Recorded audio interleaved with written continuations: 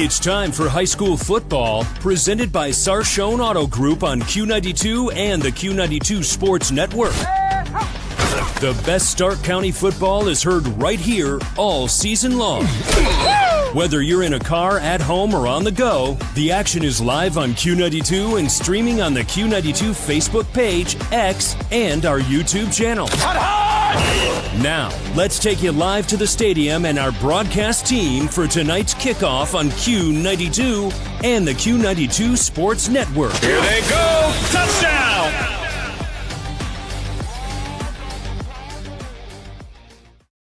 Everybody, and welcome to tonight's broadcast of the OHSAA Round 2 of the high school football playoffs here on the Q92 Sports Network.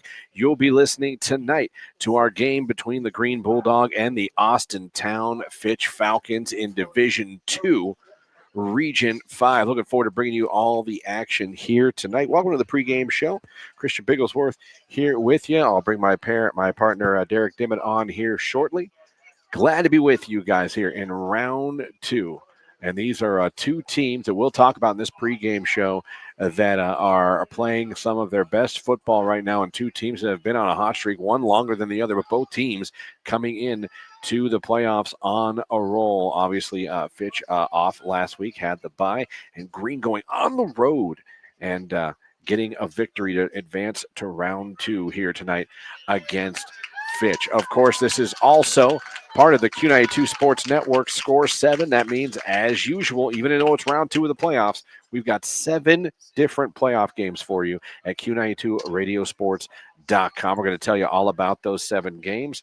We're also going to let you hear previews of all those games from the teams that are calling them tonight. We'll head to the coaches' corner. Derek had a chance to speak with both head coaches down there during warm-ups. We'll let you hear that as well, as captains are out at midfield right now doing the coin toss. We'll let you know the results of that. But welcome to the game right here. It is going to be Green and Fitch Division 2, Region 5, Round 2 coverage. Looking forward to it tonight.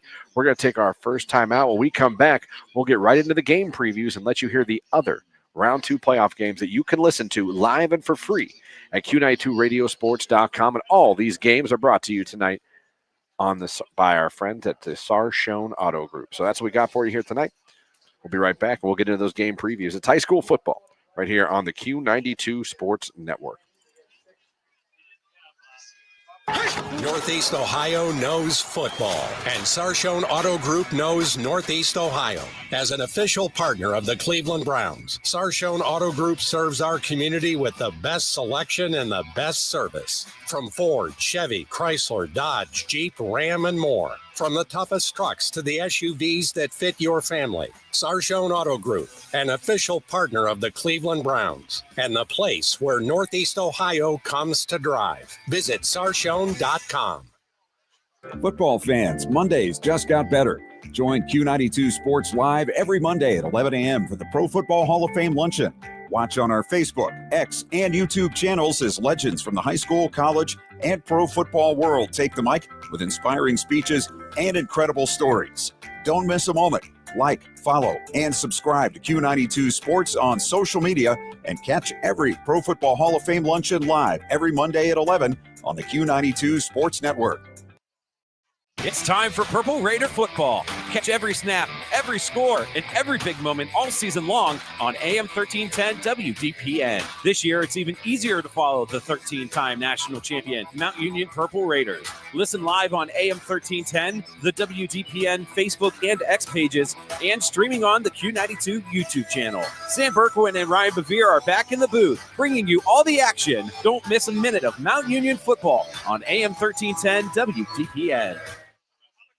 RG Drag, Stark County's premier career center, offers programs that prepares its students at the high school level for careers and continued education beyond high school. Upon completion, RG Drag students have an immediate opportunity to obtain a well-paying job in many exciting career fields. We offer everything from culinary, dental assisting, engineering, sports turf and landscape, welding, and so much more. Contact RG Drag to find a program and career that's the perfect fit for you. RG Drag, where careers begin. You're listening to High School Football presented by Sarshone Auto Group on the Q92 Sports Network. And welcome back, everyone, here to Austintown, Ohio, home of the Fitch Falcons, where we are getting ready for tonight's Round 2 playoff game in Division II between the Green Bulldogs and the Fitch Falcons. Now let's get into the game previews of the other 6 high school football games, playoff games we have for you for free tonight. You can listen to them live at Q92radiosports.com or the Q92 YouTube channel. Like, follow, and subscribe. Some of these games are also on our Facebook and our X pages as well. First, let's go to Division 7, where the East Canton Hornets won in round 1, and their reward is going to the 2-seed Fairport Harding. This game is actually being played at Painesville Riverside High School because Fairport Harding's football stadium is getting redone this year. So even though it's a home game for Fairport Harding, it's going to be played at Painesville. Let's get a preview of that game right now from Matt Corrali. Two teams that are having magical seasons will collide tonight in round 2 of the Ohio High School Football Playoffs. After taking down Malvern in an emotional and gritty 7-6 win against their arch rivals just 2 weeks ago, the East Canton Hornets took down a tough Lisbon team 28-21 in round 1 of the postseason at home. A big reason why was because of Aiden Stevens, as he had 10 catches at wide receiver for 110 yards and 2 touchdowns and had 5 tackles on the defensive side of the ball. It's East Canton's first playoff win since 2018, their third in program history, and with 9 wins in 2025, Spider Miller's Hornets have tripled their win total from a season ago. But tonight, it's their biggest test yet, a road playoff showdown against the Fairport Harbor Skippers out of Lake County. This game is actually being played tonight at Riverside High School due to ongoing renovations being made at Fairport Harbor High, but it will definitely have the feeling of a Skippers home game. East Canton will have a commute of just under an hour and a half compared to Fairport Harbor's, which tallies in at just under 15 minutes. And there is a buzz in the Skippers program in 2025. They come into tonight's game undefeated and are looking for their first playoff win in program history coming off of a first-round bye. We have all the makings for a fun one here in Painesville tonight, and we hope you can join Robert Coleman and I for kickoff at 7 o'clock on the Q92 Sports Network. From Riverside Stadium in Painesville, Matt Corrali, the Q92 Sports Network. All right, Matt, thank you for that preview of East Canton and Fairport Harbor. Next up, we are going to head on over to Beloit, Ohio, where the West Branch Warriors in Division 4, Region 13, they had a bye. They had that 4 seed. They were off, and now they are home tonight to start their playoff run in Division 4, and they'll be taking on Norton, the Norton Panthers coming to town. That's on our AM station, AM 1310 WDPM, but it's also going to be on the AM 1310 Facebook and X page, and, of course, here on YouTube. You guys can listen to it many ways. Sam Berkwin has the call of that game. Let's get a preview of Norton and West Branch. Well, tonight here at West Branch, we expect a dandy 10-1 Norton at 9-1 West Branch. The Warriors, the number 4th seed, they had a bye last weekend. Norton, the number 5 seed, they basically had a bye last weekend. They beat Edgewood 63-13. 7th playoff appearance, 6 in a row for the Panthers. Meanwhile, the West Branch Warriors, this is their 15th playoff appearance. The Warriors have been in the postseason for 5 consecutive years. This has all the makings of a real shootout tonight. The Norton Panthers are averaging 53.3 points a game. West Branch is averaging around 32 points a game. But the big story tonight here could be the defense of West Branch. They are allowing just 11.2 points per game, led by Zach Coffey, Grady Close, Lucas Black, Clayton Day, and a cast of others. Meanwhile, those guys will have to stop a very potent offense for the Norton Panthers, led by quarterback Trey Kirsten, throwing for almost 1,600 yards and 27 touchdowns this season. And if it's not going too well in the air, they can always go to the ground. Alex Minen, a great wide receiver, 18 catches, 251 yards. Isaac Hunter, 336 yards. And, well, there's Buddy Willig. He's caught 37 balls for 857 yards. This has all the makings of an instant classic. We'll see how Mother Nature handles her business tonight, and we'll see how Norton and West Branch handle theirs. Kickoff at 7 o'clock tonight. You can join me and Caleb Norick on the call. It's Norton and West Branch in a dandy right here on AM 1310 WDPN. We'll be streaming live at Q92radiosports.com. Thank you very much, Sam, for that preview of Norton and West Branch. Next, why don't we head on up to Mentor in Division I, where the Jackson Polar Bears won in round one. They had a home game in round one, got the victory, and now they're going up to the number 2 seed Mentor Cardinals tonight for a big game. Ryan Bevere will be on the call there with Ryan Rowland. Let's get a preview of Jackson and Mentor. We are live from Mentor, Ohio. The road to Canton has been narrowed down by 1 week. The Jackson Polar Bears will be traveling to Mentor to battle the Cardinals. Jackson's cargo will be lighter tonight as 4 players from the Polar Bears were ejected from their playoff game last week. Jackson is coming off a 24-17 win from Brunswick and a 6-5 on the year, led by quarterback Lucas Increment, who has 1,007 yards, 9 touchdowns. He will be teamed up with Max Cows, who has 530 yards and 5 touchdowns. Running back Corey Jacobs is still questioned if he'll be able to play or not due to being ejected. Mentor is coming off a perfect season of 10-0, earning the first round bye. Tonight we will see if the week off helps being prepared. Mentor is led by quarterback Brogan Jones, who has 1,659 yards, 15 touchdowns. Lining up next to him in the backfield is Jackson Farley with 1,465 yards and 24 touchdowns. This is Jackson Polar Bears versus Mentor Cardinals, Region 1, D1, Week 2 playoff game. Join myself, Ryan Rowan, and my partner, Ryan Rivera, on Q92sports.com or on the YouTube channel. All right. Thank you, Ryan Rowland, for that preview of Jackson and Mentor. We are going to take another timeout. When we come back, we're going to let you hear previews of the other 3 playoff games we have for you here this evening. But here we're getting ready. We're about 19 minutes away from kickoff here between Green and Fitch. You are listening to High School Football, brought to you by the Sarshone Auto Group on the Q92 Sports Network. Northeast Ohio knows football, and Sarshone Auto Group knows Northeast Ohio. As an official partner of the Cleveland Browns, Sarshone Auto Group serves our community with the best selection and the best service. From Ford, Chevy, Chrysler, Dodge, Jeep, Ram, and more. From the toughest trucks to the SUVs that fit your family. Sarshone Auto Group, an official partner of the Cleveland Browns, and the place where Northeast Ohio comes to drive. Visit Sarshone.com. Missed the big game? Don't worry, Q92 has you covered. Check out our SoundCloud page where you can relive every exciting moment. From high school football, basketball, baseball, and softball to Mount Union football and basketball, we've got it all. That's every broadcast from this season, and even classics going all the way back to 2016. Follow Q92 Radio on SoundCloud and never miss a play, a call, or the thrill of the game. Q92 Radio on SoundCloud, your home for every game, every season.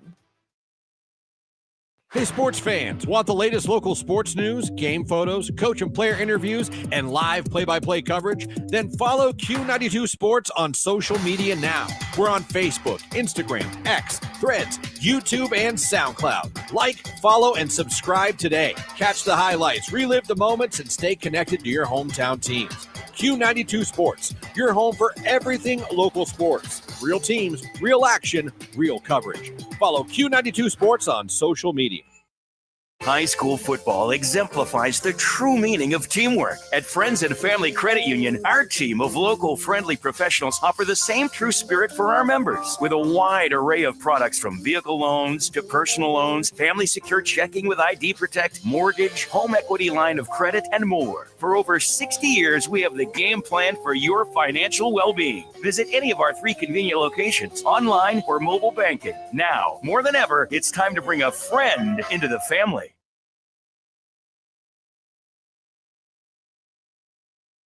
You're listening to High School Football presented by Sarshone Auto Group on the Q92 Sports Network.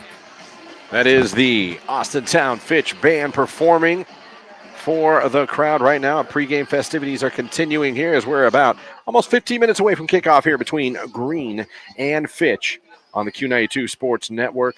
All right, we've got 3 more games to tell you about that we are doing here tonight. In Division 1, the McKinley Bulldogs, they got a bye in round 1, but they're playing tonight. They've got the Medina Bees coming down to Tom Benson Hall of Fame Stadium. Ryan Keller's going to have the call of that game. Let's get you a preview of Medina and McKinley. It's round 2 of the OHSAA playoffs, the regional quarterfinals, and we are at Tom Benson Hall of Fame Stadium for the matchup between the number 11 seed Medina Battling Bees and the number 3 seed McKinley Bulldogs. Medina comes in tonight riding high off of an upset victory last week over the number 6 seed Strongsville by a score of 28-25. Leading their offense is the dynamic sophomore quarterback, Beckett Vorgan, who has stepped up after their starting quarterback suffered a concussion a few weeks ago. He's dual threat. Last week had 66 yards on the ground and 191 yards passing. 111 out of the 191 yards passing last week went to star receiver Brian Wichter. Wichter had 11 catches for that 111 yards and 2 touchdowns last week against Strongsville. The number 3 McKinley Bulldogs comes in tonight's game after having a bye last week. McKinley's defense haven't allowed more than 25 points per game all season long, averaging just 15.3 points per game. The Pups will rely on junior linebacker Antonio Stevens, defensive end Colin Hinkle, and in the secondary, senior Chris Crook. Stevens with 90 tackles on the season, 14 for loss. Hinkle, team high, 5.5 sacks and 13 quarterback hits. And Chris Crook has a team high with 4 interceptions. Offensively for the Pups, keep an eye on sophomore running back Kylan West. West has racked up nearly 1,200 rushing yards and 11 touchdowns on the season. Find out who wins and advances to the regional semifinals right here on the Q92 Sports Network. Join me, Ryan Keller, with the action. Kickoff at 7 o'clock from Tom Benson Hall of Fame Stadium. It's Ryan Keller, Q92 Sports. All right, thank you, Keller, for that preview of Medina and McKinley. Next up, we're going to go back to Division 2 over in Uniontown, where Lake is hosting Hudson, in what should be a great game tonight. Jay Wilhelm and Mike Voorhees have the call of that game. Let's get you a preview now of Hudson and Lake. Good evening, everyone. I'm Jay Wilhelm with the Q92 Sports Network. I'm live inside Blue Street Stadium as Lake plays host to Hudson in this Division 2 Region 5 Ohio High School playoff game brought to you by the Sarshone Auto Group. Hudson comes in with the 5 seed, having knocked off 12 seed South in round 1, 27-0. The Explorers come in with a record of 9-2, finishing 6-1 in their conference play. They are as hot as anyone coming into tonight, as they have won 4 straight. And in 3 of those wins, their defense pitched a shutout. They'll have to win on the road tonight if they want to avoid going home. Lake enters tonight the 4 seed, as they had a first-round bye last week. The Blue Streaks come in with a record of 7-3. They finished 3-3 in the Federal League. They lost a heartbreaker in Week 10 to their rival Green, 34-27 in the Battle of 619 that came down to the last play. They've had to sit with that for 2 weeks, and you can best believe Coach DeGeorge and his players are chomping at the bit to get after it here tonight. One goes home, one moves on, and the winner here tonight will face the winner of Boardman Akron Hoban next week. Join myself and my broadcast partner, Mike Voorhees, as kickoff is scheduled for 7 p.m. It's playoff football live from Blue Streak Stadium in Lake. I'm Jay Wilhelm with the Q92 Sports Network. Thank you, Jay, for that preview of Hudson and Lake. And finally, time to get you a preview of the Q92 Game of the Week. It is on Q92, the radio station, 92.5 FM. It's going to be on Q92's Facebook, YouTube, and X pages as well, where you can listen live and for free. Another Division II matchup, this one between the Hoover Vikings and the Massillon Tigers. Clint Scroggs has a preview of that game. Let's hear it right now. The Massillon Tigers host the Hoover Vikings in a round 2 playoff game. The Vikings had little trouble with opening round opponent Columbus Northland, overcoming a fumble return touchdown to put up 36 straight points in a 50-6 win. Quarterback John Collins threw 4 TD passes, while linebacker Carter Lukens intercepted 2 passes and blocked a punt and returned it for a score. Collins threw for 167 yards. Bryson Byer had 3 catches for 96 and 2 touchdowns. Defensive lineman Jack Zarko intercepted a pass as the Hoover defense allowed only 153 yards. Coach Brian Baum was able to avoid giving starters heavy minutes and got standout performances from backup runners Gio Bianchi and Ryan Crawford. All everything, Jack Andes ran the ball only once and caught 2 passes, including a 33-yard touchdown.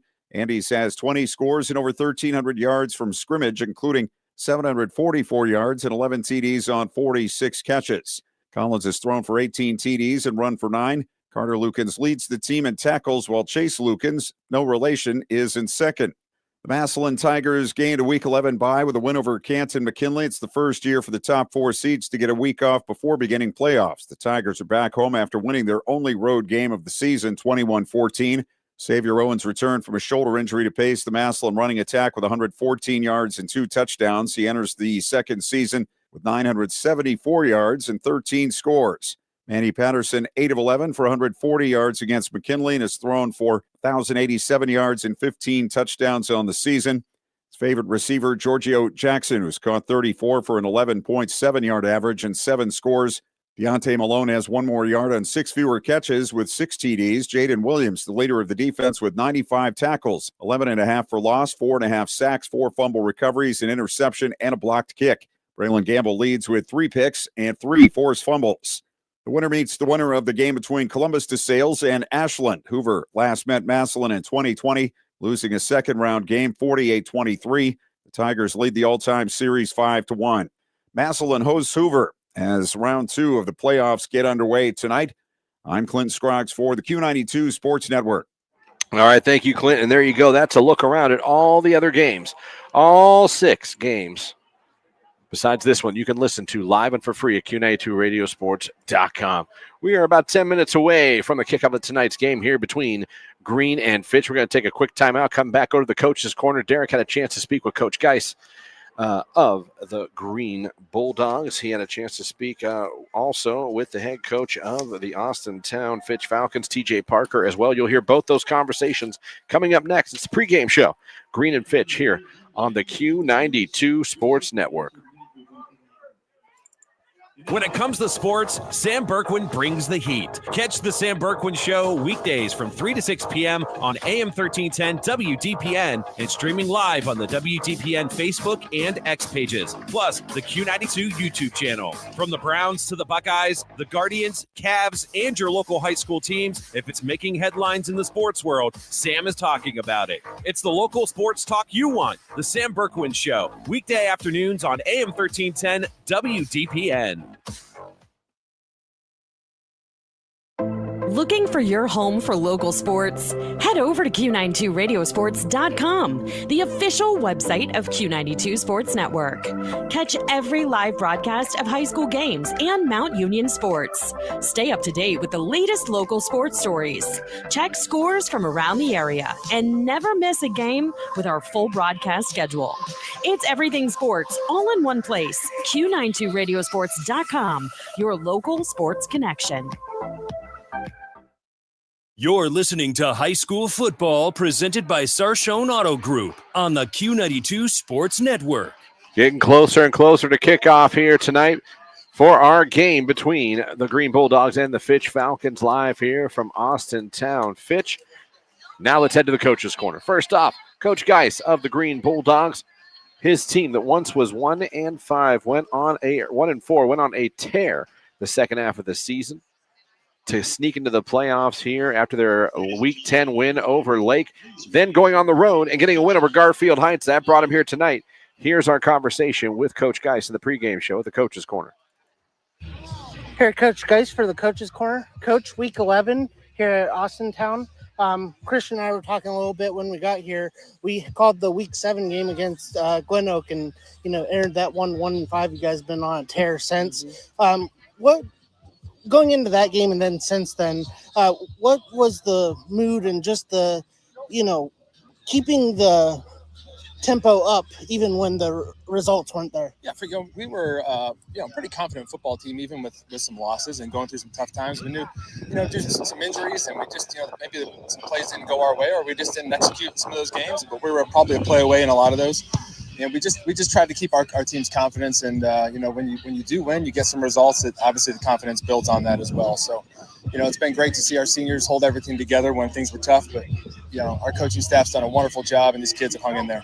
A lot of attention gets put on Tyson, obviously, the results there. But who are some other seniors that kind of, as you mentioned, kind of stepped up into that leadership role? I think Evan Reed and Anthony McMichael and Evan Giorgio and some of our linemen, Zayn Al-Qaeda, and then even Dario Lombardi have done a great job and just maintaining some confidence and continuing to play hard, continuing to prepare themselves every week. And Josh Taylor's another one defensively, who's done a great job for us. But I think all the seniors and really all these guys could have been distracted throughout a lot of that and just decided not to.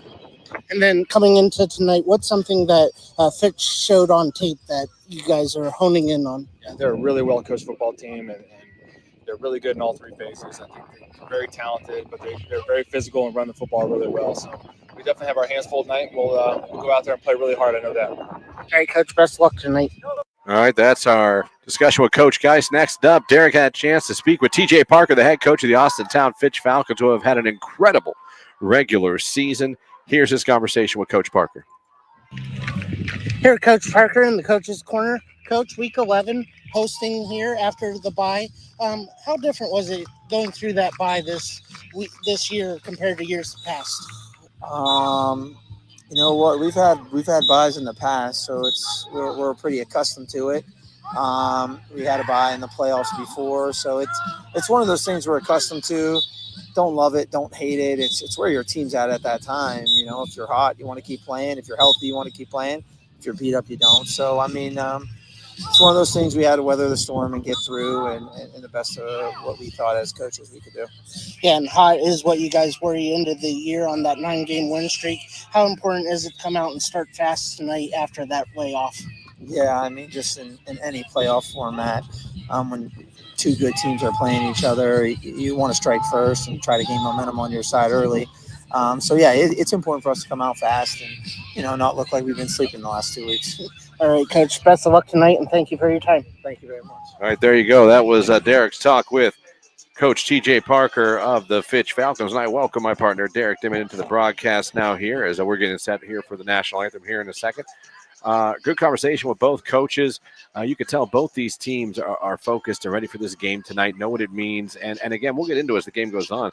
But we talk about the role that Green's been on, how they finished the second half of the season. Now they went to Garfield Heights and got that win. They've been hot since October. Well, Fitch has been hot since August. Right. Yeah, we talked about it. We looked at it when we got here. I made a mistake there that with the forfeit by Ursuline counted as a win. So 9-game win streak there. But yeah, coming off of the bye week, there's that old adage, rest first rust. And it's interesting. It'll be interesting to see how they come out.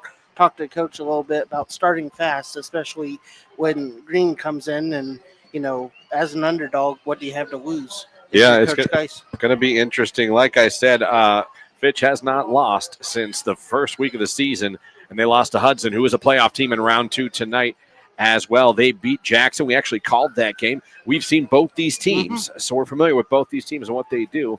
We saw them this year. We called that Jackson game. They beat Jackson 41-3 this year, and they also beat Perry from the Federal League 14-7. You got to remember, too, for historians out there, Fitch, no stranger to Federal League teams and Federal League play, as Fitch and Boardman used to be in the Federal League. Yes. So it's going to be interesting to see, but they also beat Boardman, who's in the playoffs this year. They've gotten some good quality wins. They've been solid all season long, and it's going to be a tough task for Green. And we know Fitch has an experienced quarterback back there, but they've also got the all-time leading rusher in Fitch history back there behind him, as we're going to pause for the playing of the national anthem.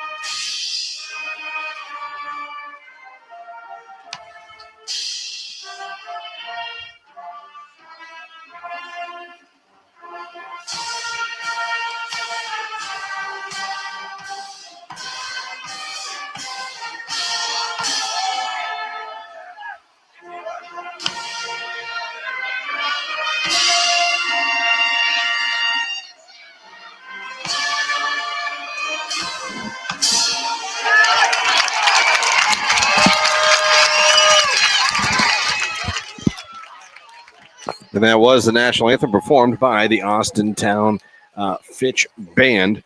So we talk about, as we were talking about Fitch there, Derek, obviously it is all about their running backs. DeAndre Richard, again, all-time leading rusher at Fitch. He's had like, 3 seasons? Yeah. He's done that. But you and I, from knowing this team this year, seeing them as well, they have a very capable quarterback who can do it on the ground and on the air with Kayla. And, of course, someone we were both really impressed with was Junie Higgs when we saw them in week 2. Yeah, Junie Higgs can do a little bit of everything. Listed as an athlete, and he is that. He can throw the ball a little bit, run out of the backfield. He can a lot of those end arounds that we see a lot of here in high school football. He can do it all. But, yeah, the bell cow is DeAndre Richard, the junior 5'9", 195 running back, and he's every bit of that 195, and that's a lot of muscle. Yeah, yes, he is. As we look at Green and what they've done in the second half of the season, like I said, going on that winning streak at one time to have the record of basically 1-5 and to finish the season on that winning streak over Glen Oak, Louisville, Perry, and Lake, 2 playoff teams involved in there. Then to go to Garfield Heights and get that win on the road yesterday to a 9-win team. And it was really impressive. And since they've gotten healthy, and Tyson Hunka and Evan Reed in particular have gotten healthy, that's when things sort of turned around for Green. Yeah, we called that game, as you said, against Glen Oak, and that was the turning point. And Evan Reed had a great game. Tyson Hunka had a great game. And that was a game that Glen Oak came out early and looked good. Yes, and they did. In the second half, the Bulldogs pulled away, and they've been on a roll since. All right, so we're getting set for kickoff here. Thank you guys so much for having us on. If you're listening at Q92radiosports.com, or if you're listening on YouTube, again, live and for free, we appreciate you having us on here. Green's going to be kicking off. Fitch will have the ball first. They'll be going from left to right there, rocking their red jerseys, red pants with blue numbers and blue helmets. Green wearing their black helmets, their white jerseys, and their black pants. And we're underway in Austintown as there's the kickoff. It'll go into the end zone, and that is where the offense for Fitch will come out. 1st and 10, and we'll get our first look at this Fitch offense here. Again, DeAndre Richard is the bell cow of this offense, and he is impressive. Like I said, Derek and I saw him in week 2 against Jackson. But again, watch out for some of the other players as well. Like I said, Junie Higgs, was very impressive in that week 2 game that we called against Jackson. So here they come. The offense comes out. It's going to be 1st and 10 for the Falcons to start off the game here. Yeah, real quick, DeAndre Richard, and this is in 9 games, of course, so 118 attempts, 978 yards, 9 touchdowns with a long run of 66. All right, 1st down and 10, ball on their 20. Kayla in shotgun. Going to take the snap, going to throw on 1st down, throw it out to the receiver. It's complete up over the 25-yard line, maybe to the 26. So they come out throwing with their first catch of the night. It is caught by number 6. That is Altahir Aluna. Yeah, nice. With his first catch. Nice 8-yard gain there, and we talk a lot about the run game. So of course, Coach Parker and the Falcons come out. But with they can pass. throw. This Yes. is not a one-dimensional team by any stretch of the means. All right, on 2nd down, they turn. There they go. There is DeAndre. Takes it up over the 30. They're going to mark him down or up at the 31, maybe the 32-yard line. So that'll move the chains. 1st down for the Fitch Falcons. Yeah, going no huddle early here are the Falcons. Going to come out now, trips to the right. Kayla turns, hands it off. DeAndre again. DeAndre up over the 35. Goes up to around the 38-yard line. 11:26, just underway. First possession of the ball game, 0-0. Fitch and Green in the Division II Round 2. Region 5 playoffs here, OHSAA playoffs on the Q92 Sports Network. Brought to you by the Sarshone Auto Group. And if you're a Bulldog defender, it's going to take a group of tacklers to bring down DeAndre Richard tonight. They're going to come out now, 2nd down and 5. Ball on their own 38-yard line. Receiver to the right. Kayla wants everyone set down, got him ready to go. Kayla turns, going to hand it off. DeAndre again. DeAndre patient now, cuts back inside. Spin move up over the 40. Still on his feet. Falls forward. The ball is on the ground. Green says they have it. We need someone with a striped shirt to say that. And they're going to say no. Fitch gets it back. So Almost a disastrous play early on, but alertness by Fitch to fall back on that ball. It'll remain Fitch Falcon football, and it'll be a first down as well. Yeah, Richard trying to fall forward for a few extra yards. The ball popped out. That it has stopped raining here in Austintown, but that turf still has a lot of moisture on it, so that football is going to be hard to hold on to tonight. All right, here we go. First down and 10 from their own 48-yard line. Fitch already near midfield. This is their opening drive of the ball game. 0-0 here on the Q92 Sports Network. Kaylaher now in shotgun. Sends receiver in motion. Turns out Kaylaher looking to throw. Throws across the field. That should be caught right around the 40-yard line into green territory. Isaiah Porch, his first catch of the ball game. As the Falcons now have gone to the air twice successfully on this drive. Yeah, 2 times through the air, 21 yards, and they're in Green Bulldog territory for the first time tonight. Already a score, 7-0. How about East Canton? First play from scrimmage, a touchdown. They're up on Fairport Harding in the first quarter. We'll get you scores from the Q92 Sports Network as they come in. First and 10 on the 41-yard line for Fitch. This is their opening drive of the ball game, and they're now in green territory. They're going to turn. Hand it off to Junie Higgs. We talked about him. There's his first carry of the ball game. And he's going to take it all the way down, Derek, to the 30-yard line of green. Yeah, nice carry there by Junie Higgs. He's a senior, 5'9", 170, and that's a 10-yard gain there for another Falcon first down. Yeah, as much as we talk about DeAndre Richard, and we should, we mentioned in the pregame, watch out for Junie Higgs. He's a spark plug, and he can make things happen. But showing off the power on that play. DeAndre Richard back in now. It is first and 10, ball on the 30-yard line. Opening drive of the ball game, and Fitch is driving. Taylor in shotgun, turns, going to hand it off to DeAndre. He's going to cut back over the outside, cuts it inside the 25, goes out of bounds. They'll mark him at about maybe the 24-yard line. As on this drive, the offensive line for Fitch is getting a good push on green, and these running backs are doing a good job. Yeah, finding the hole and attacking it, not dancing around too much in the backfield. A lot of positive plays, no negative thus far. They did have that fumble, but were able to recover. DeAndre being patient and waiting for his blocks to develop behind his lineman as well. Good vision he's showing in this drive. Second down and 4. Ball on the 25-yard line. Taylor in shotgun, turns. Going to give it to DeAndre again. 25, inside the 20. Cuts back inside near the 15. We'll see where they mark him out of bounds. Right at the 15. So that's going to put Austintown Fitch in the R.G. Drake red zone for the first time here tonight. Yeah, it's been the very little resistance put up by the Bulldog defense thus far, but here in the red zone, maybe it's a bend but don't break drive. All right, first and 10 from the 15-yard line. The R.G. Drake red zone. Learn, earn, and succeed. You got to have that memorized by week 11, 12, wouldn't you? First and 10 for Fitch. Taylor back to pass, throws it out in the flats, got it to his receiver, who breaks the tackle at the 10-5 into the end zone. Touchdown, Brady Evans for the Fitch Falcons. They score first, and Derek, that was an impressive first drive by the Fitch Falcons. They did it on the air and on the ground. Yeah, absolutely, and no penalties either. So a great, perfect first drive for Coach Parker and the Falcons there, and doing it through the air for the score, that 15-yard pass to Brady Evans, the senior 5'10", 180 wide receiver.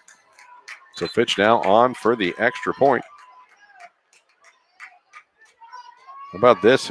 Hoover and Maslin already tied at 7 early in the first quarter. Here comes the extra point attempt for the Fitch Falcons. Snaps down, kicks up.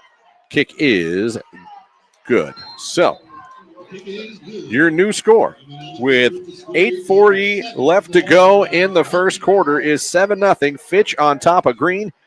We'll be back for the kickoff. You're listening to High School Football, brought to you by the Sarshone Auto Group on the Q92 Sports Network.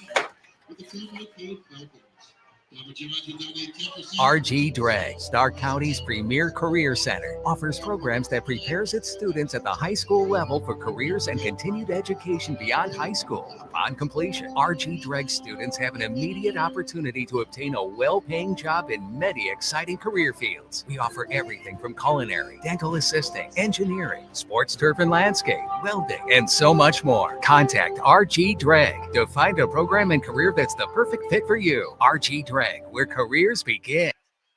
You're listening to High School Football presented by Sarshone Auto Group on the Q92 Sports Network. Austintown Fitch with a very impressive opening drive going down the field and scoring through the air with a Brady Evans touchdown reception from Colin Kalaher. It's 7-0.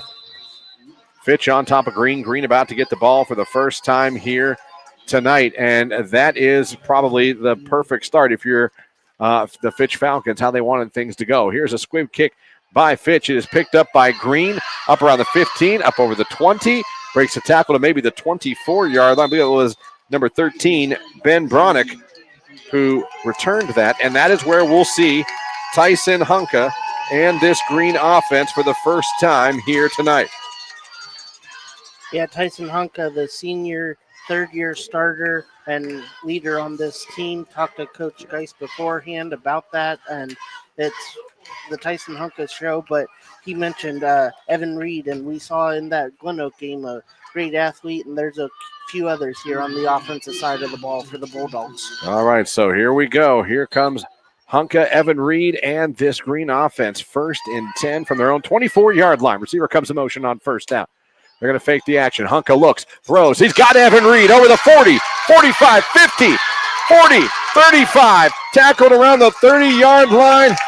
How about that first play? Evan Reed from Hunka and Green in Fitch territory just like that. Yeah, 47-yard pass and catch there on the seam route there to Evan Reed. A great first play from scrimmage for the Bulldogs. 1st and 10 now on the 30-yard line of Fitch. Hunka in shotgun again, trips left. Takes it, going to call his own number on first down. Hunka spin moves, takes it down to around the 26 maybe yard line. He calls his own number, and he'll do that. Yeah, absolutely. He can do it through the air, but he's not scared to tuck it and run it himself. Good dual threat quarterback. Yeah, and they will call quarterback runs with Tyson Hunka here. First quarter, 7:50. Fitch is up 7-0, but Green in Fitch territory on the 26-yard line. Come out in shotgun. Twins left, twins right. Hunka takes a snap, back to pass, looking, has a good pocket. Now he's got to roll out and look a little bit. Still back there. He's trying to elude the rush, and he can't now. He's going to be sacked by Fitch. That is number 33, Dylan Crone, the senior who finally got in there. Tyson had a really good amount of time back there, but nobody was open, Derek.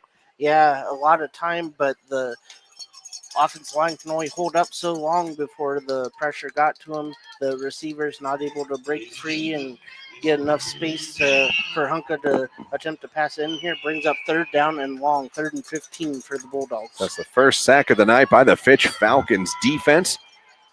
And here we go. It's 3rd down and 15 for Green. Hunka. Empty backfield, back to pass, pressure coming again. He throws it out towards the sticks. And that is going to be incomplete. As he was trying to see who he tried to get that to. But it's incomplete, a little high. Is that Sam Dubrovitz? Possibly? Yes, that was. That was number 10, Dubrovitz. You were right. I couldn't tell the number over there. Falls incomplete. Now Green looking at a 4th and 15 from the 34 of Fitch. And this one's promising drive now for Green after that first play from scrimmage. Now in danger of stalling out here. It's going to be 4th down and 15 for Hunka and this Green offense. Yeah, offense still on the field. On the Fitch, 34-yard line. Hunka back to pass, looking, pressure coming. Hunka throws it, got it to Evan Reed inside the 20, down to around the 16-yard line. And that's going to be enough for the first down. He finds all reliable Evan Reed again, his 2nd catch of the first quarter. Yeah, needed 15, got 18 on that reception. They're in the RG Drag red zone. 1st down, Bulldogs. RG Drag red zone, learn, earn, and succeed. Here we go. They hand it off now on first down. Hunka tries to run it himself. He goes out to the left side. Not much there. 6:16 clock running here in the first quarter. 7-0 Fitch. But Green in the red zone on their first drive of the ball game. Yeah, both teams coming out on offense and hitting the ground running. Hunka now gets everyone lined up. Going to go 5 wides. Twins left, trips right. And what do we have? The side judge. Coming in and talking to the receiver there. Sam Dubervets. Not sure what that was, but I think we're set now. 10 seconds on the play clock. Second down and 11 on the 17-yard line of Fitch. Here's Green. Hunka back to pass. Quick throw. Got it to his receiver, who cuts back inside the 10. Oh, he is hit and airborne.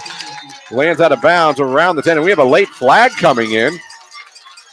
Not sure what for. Yeah, Evan Giorgio on the reception there. We'll see what the flag is. I was looking that way. I didn't see anything egregious that I saw. So let's see what they call. Unsportsmanlike on Fitch. Unsportsmanlike on the Falcons. That's going to be a big one. It'll be half the distance. That's going to put it down right outside the 5-yard line for Green. With 5:40 left to go in the first quarter, Fitch up 7-0. Green driving with their first drive. First and goal from the 5-yard line. Hunka going to be in the empty backfield. Trips right, Twins left. Hunka back to pass, throws it quickly. He's got it to his receiver, down around the 3, down to the 2. That's Evan Giorgio again.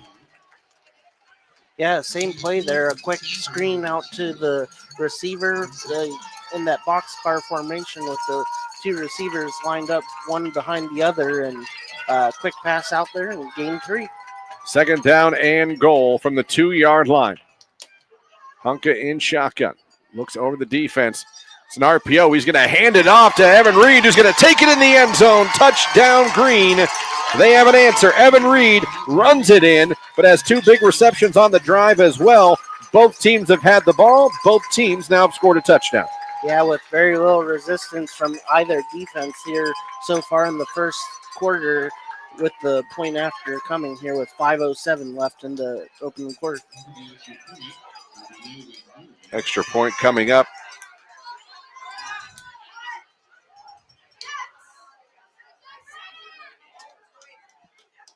Kick up. Kick is up, and the kick is good. So there you go. Green has answered. We have 5:07 left to go here in the first quarter, and your score, Green 7, Fitch 7. This is high school football right here on the Q92 Sports Network. Football fans, Mondays just got better.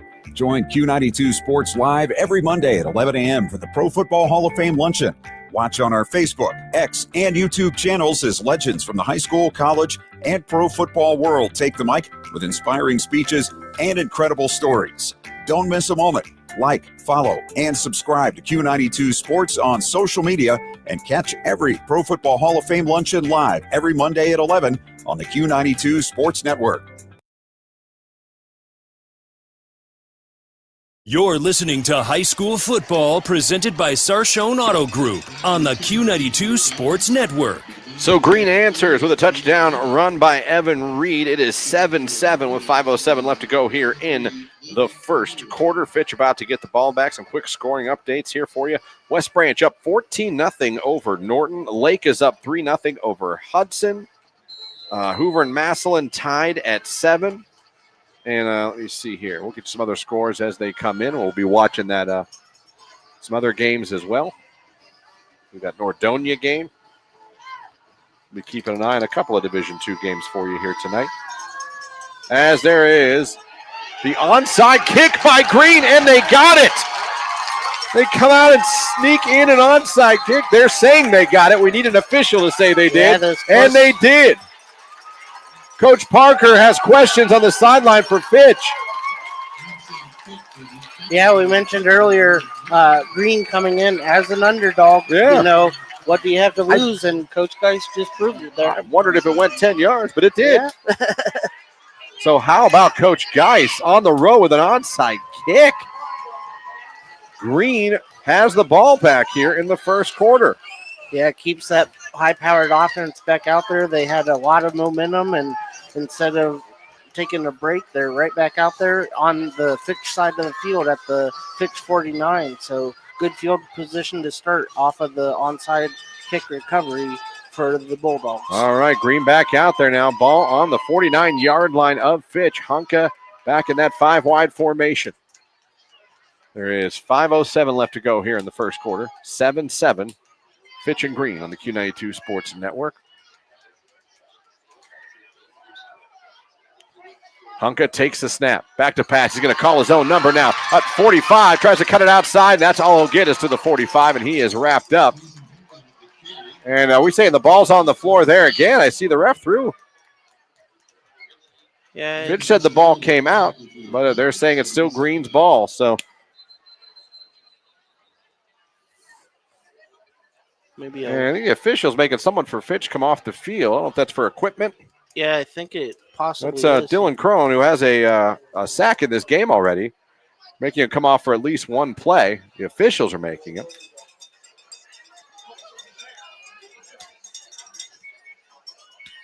Nice 4-yard gain there by Hunka there to start this drive and keep this momentum rolling. And Coach Geis has something that he likes with this 5-wide formation. Oh, I see Evan Reed back there now. 4:35, clock running, first quarter. We are tied up at 7 here. Trips left, receiver to the right now. Evan Reed's going to be back there with Hunka on 2nd down and 6. Hunka takes the snap, gives it to Reed, and he is stuffed at the line. Nowhere to go. Good job there by the defense for Fitch, led by DeMar Rogers, the senior 6'3", 260-pound D lineman, who got great penetration and stuffed Evan Reed before he could even get going. Yeah, the defensive line for the Falcons was in the backfield right as Evan Reed took that handoff from Tyson Hunka, so it brings up a 3rd down and 7 here from the 46-yard line. Here we go, 3rd down and 7 for Green. We're tied at 7. They have the ball on the Fitch 46-yard line. Hunka in shotgun. It's by himself. Blitz coming by Fitch. Hunka rolling out to his left. Now he throws it off his back foot. It is somehow caught. What a catch by Evan Giorgio. I don't know how he caught that because the ball was going right past him. Yeah, nice back shoulder catch there, and Tyson Hunka making that throw on the run after stepping out of a sack attempt. I don't even know if Giorgio meant to do that. Right. 1st and 10. Ball on the 34-yard line. Hunka calls his own number again inside the 30. Cuts it back down to the 25-yard line, maybe the 24. As Green on the move again with their 2nd drive here of the first quarter. They're getting lined up, 2nd down. And 1 to go on the 25-yard line. Hunka in shotgun. Hunka. And he got a defender. And he got someone to jump for Fitch. So I'll bring up a 1st down right about the 20. So they'll mark off the penalty here. You're right, 1st down, and now back in the R.G. Drake red zone again is Green. The R.G. Drake red zone. Learn, earn, and succeed. 1st and 10 from the 20. Hunka will call his own number again. This time he'll take it down to around the 15-yard line, so 4 to 5-yard gain there by Hunka. As we are coming up on 2 minutes and 45 seconds left to go here in the first quarter. Tied at 7. But Green on the move again. Hunka going to put Evan Reed on his left hip. He's got trips out to the right, receiver to the left. Hunka back to pass. Looking, pressure coming. He takes a shot in the end zone. That is going to be caught for a touchdown. Touchdown, Green. Hunka throws a strike.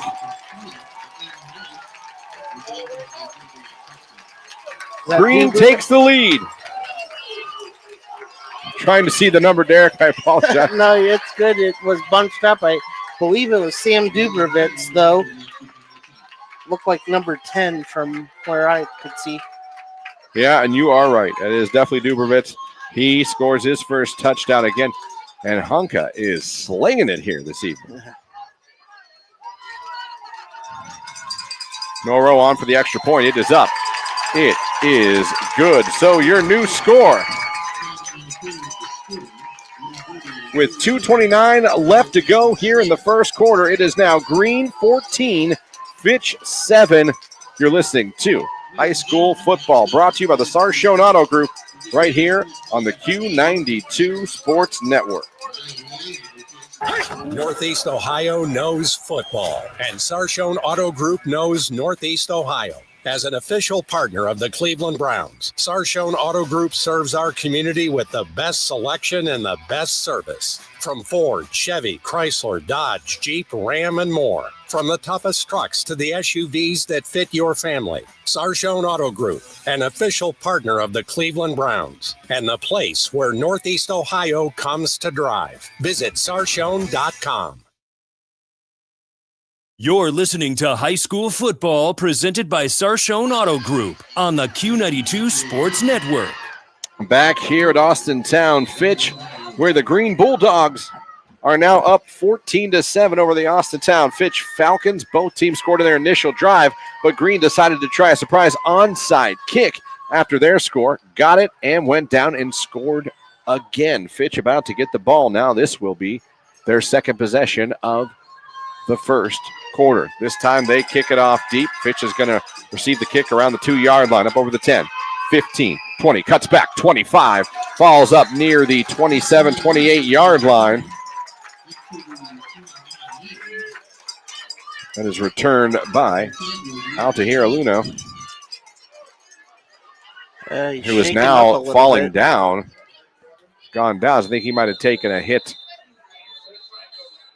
where you don't want to take a hit. Yeah, he was upset as he was down on the ground and got up, tried to run it off, and it's down near midfield on the way back to the Fitch sideline. Real quick while they tend to him, Tyson Hunka, 6 of 7 thus far, 102 yards through the air with that 15-yard touchdown there. Hunka has been playing great football. Again, the winner of this game will go on to take on the winner of Walsh Jesuit and Nordonia, the 2 versus the 7 seed that are playing right now. Obviously, Lake, who we cover right now, is playing Hudson on the other side of the bracket, and Hoban tonight is taking on Boardman. Last we checked, Hudson was up on Lake. Don't have a Hoban score for you yet, but we'll be looking for that and for the Walsh Jesuit score. Yeah, looking here, no score yet in the Nordonia Walsh Jesuit game, and I'll see what I can find for Hoban. All right, 14-7. Fitch now trails Green, but again, Fitch scored in their first drive, and they looked very impressive doing it as well. So now here we go. Kayla Hearn now in shotgun. Sends a receiver in motion. They're going to turn, hand it off to Richard. Richard takes it up over the 35. And they'll give him just over the 35-yard line, so a good run on first down for Fitch, who also pretty much went right down the field with their first drive. Did a little bit through the air, but for the most part, they pounded you with Richard and a little bit of Higgs as well. Yeah, nice 7-yard rush there to open this drive. A real quick score update. Hoban up 14-0 over Boardman in the first quarter. All right, here we go. Second down for Fitch. They're going to take the snap, give it to DeAndre Richard again, looking for the hole, finds it, tries to get the corner, and he will go down behind the line. Good tackle there by Green on defense. Eric Giorgio. Yeah, late flag here on the close sideline from the side judge. I'm not sure if it's a sideline warning but great stop there by Giorgio. We talked to her. We'll get the call here. Looks like it's on Fitch. So I didn't see the call, but I did see them point to Fitch. We'll see what they mark off here. 14-7, Green on top of Fitch. This is Fitch's second possession of the ball game. Looks like it's going to be a holding. Yeah. That looks like a 10-yard walk-off to me. Yeah. So we'll get reset here with 1:30 left in the opening quarter, but nice tackle there by Evan Giorgio. We talked earlier about how hard it is to bring down DeAndre Richard, and he did it on his own there here on the close side. All right, so second down, ball on their own 23, second down and 16 for Fitch. Marking it third down, so They have third. The score, man, it is third down. So Kelleher gets it to his receiver, and he is hit behind the line for pretty much nothing there. So that penalty really screws up the momentum of Fitch's drive here. Yeah, it must have been It's going to bring fourth down. Must have been a dead ball foul, maybe unsportsmanlike conduct rather than a hold there for that second down play 2 count. But regardless, it's fourth down and long, and the punt team out for the first time for the Fitch Falcons. Fitch going to have to punt to Green. Looks like Giorgio standing back for the Bulldogs around his 45-yard line. When you receive this punt, 31 seconds left to go in the first quarter. There's the snap. Here comes the punt. Green almost blocked it. They ran into the punter. Are they going to throw the flag? No. The punters. That was, he ran into the punter, Derek. Yeah. Flag on the Fitch sideline. One of the assistant coaches not happy that there wasn't a flag on the running into the kicker. If I'm being honest, I can't say as I blames him. Right, yeah. That looked like running into the punter to me. But no flag on that, and now one on the sideline for Fitch. So sideline warning, so no right. yard mark off for the first offense of that, but something to keep in mind as we continue on here. 14 seconds left in the first quarter here as the Green offense comes out at their own 39-yard line. I am surprised there was no flag on that. Yeah, it looked like the official put his hand on the flag, but decided You to thought keep about it. Yeah, he is apprehensive. Yeah. All right, 14 seconds left to go. Green has the ball back at their own 39-yard line, up 14-7. Hunka in shotgun. Takes a snap, calls his own number, cuts back, takes it up over the 40, up over the 45, falls near midfield. And they're going to mark it right at the 50-yard line. And that will be most likely the final play of the first quarter. And what a first quarter it is for the Green Bulldogs, as they will not get this play off. Though they tried. They tried, but that's going to do it for the first quarter. Your score after one, 14-7. Green on top of Fitch. We'll be back with the start of the second quarter. You're listening to High School Football. Brought to you by the Sarshone Auto Group on the Q92 Sports Network. It's time for Purple Raider football. Catch every snap, every score, and every big moment all season long on AM 1310 WDPN. This year, it's even easier to follow the 13-time national champion, Mount Union Purple Raiders. Listen live on AM 1310, the WDPN Facebook and X pages, and streaming on the Q92 YouTube channel. Sam Berkwin and Ryan Bevere are back in the booth, bringing you all the action. Don't miss a minute of Mount Union football on AM 1310 WDPN. You're listening to High School Football presented by Sarshone Auto Group on the Q92 Sports Network. Welcome back to Austintown, Ohio, home of the Fitch Falcons, where they are hosting the Green Bulldogs in round 2 of the OHSAA Division II Region 5 playoffs. And after one quarter of football, it is 14-7. Green is on top of Fitch. Thanks for having us on here, whether you're listening from our website, Q92radio.com, or if you're listening from our YouTube channel, Q92 Radio on YouTube. We appreciate you guys having us on. Hope you're enjoying the broadcast of tonight's game. Real quick here, Christian, while we wait for the offense to come back on the field. East Canton Fairport knotted up at 7 at the end of the first quarter. Also at the end of the first quarter, Hudson up 7-3 over Lake. Massillon up 21-7 over Hoover with 3:11 left in the first quarter. There you go. We'll try to update those scores as much as we can. All right, we're going to start here in the second quarter. Green has the ball, first down and 10 from right at the 50-yard line. Hunka in shotgun. He's got trips right, receiver to the left. Hunka takes a snap, going to hand it off to Evan Reed. Evan Reed inside the 45, down to around the 43-yard line. A good run by Evan Reed. Yeah, nice 7-yard gain there to open the second quarter of play here. And, again, taking the ball and attacking the hole right away. Green getting lined up again, 2nd and 4. Ball on the 44-yard line of Fitch. Hunka looks over the defense. Going to take the snap, call his own number again. Look for the hole inside the 40, down to around the 37, 36-yard line. Another good designed run by Green and by Hunka on their third possession of the night so far. They're 2 for 2.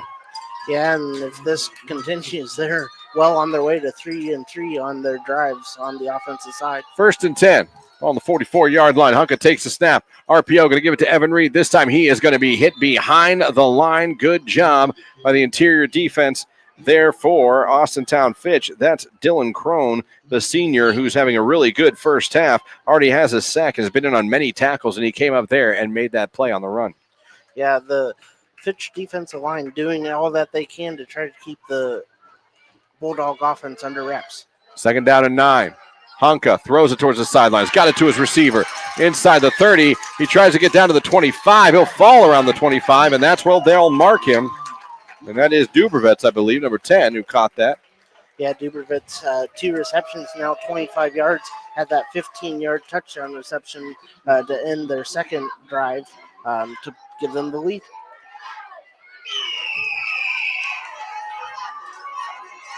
First and 10 here we here go for the Bulldogs.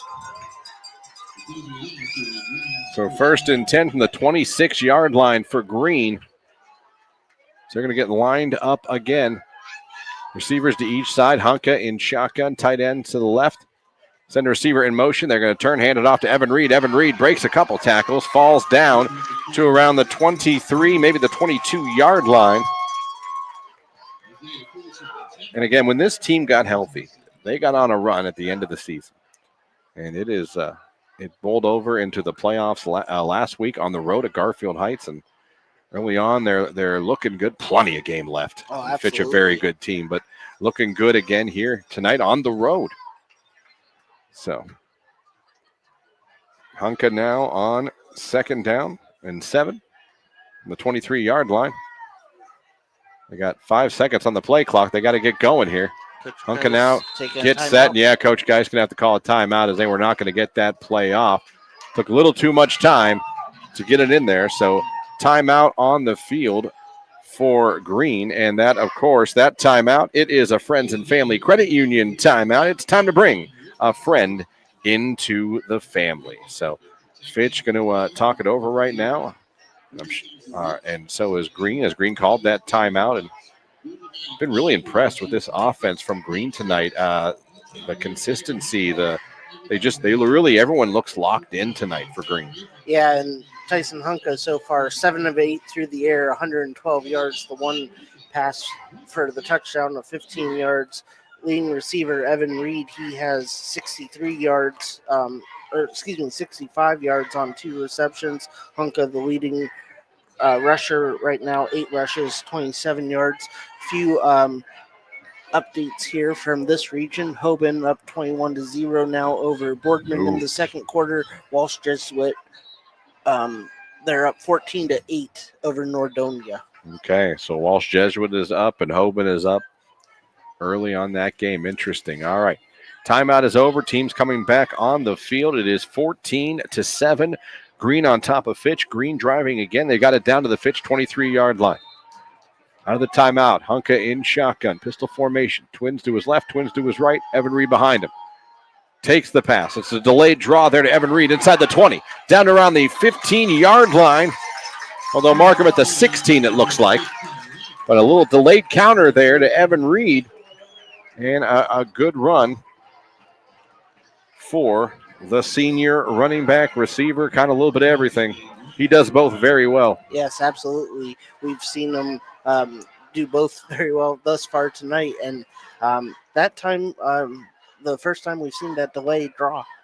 Hunka, play action, looking, throws across the middle of the field, had a receiver open, and he threw it a little too far to the outside as he was looking for Giorgio. Incomplete. That a better throw there, and that's an easy touchdown. Yeah, Hunka saw Giorgio there on that slant route there in the middle of the field, and his eyes got a little big seeing how wide open he was, led him a little too far, and that was a rocket out of his hand there. Division 7 update here. East Canton. The Hornets up now 15-7 over Fairport Harding. Spider Miller. How about the season he's had there with East Canton in Division 7 now? All right, here we go. Second down and 10 to go. Hunka looking. Now pressure coming. He's rolling out, tries to elude it. Eludes the first two. Now he's just going to try to get what he can on the ground. Again, good coverage downfield by the Fitch Falcon defense. And then the big men surrounded Hunka.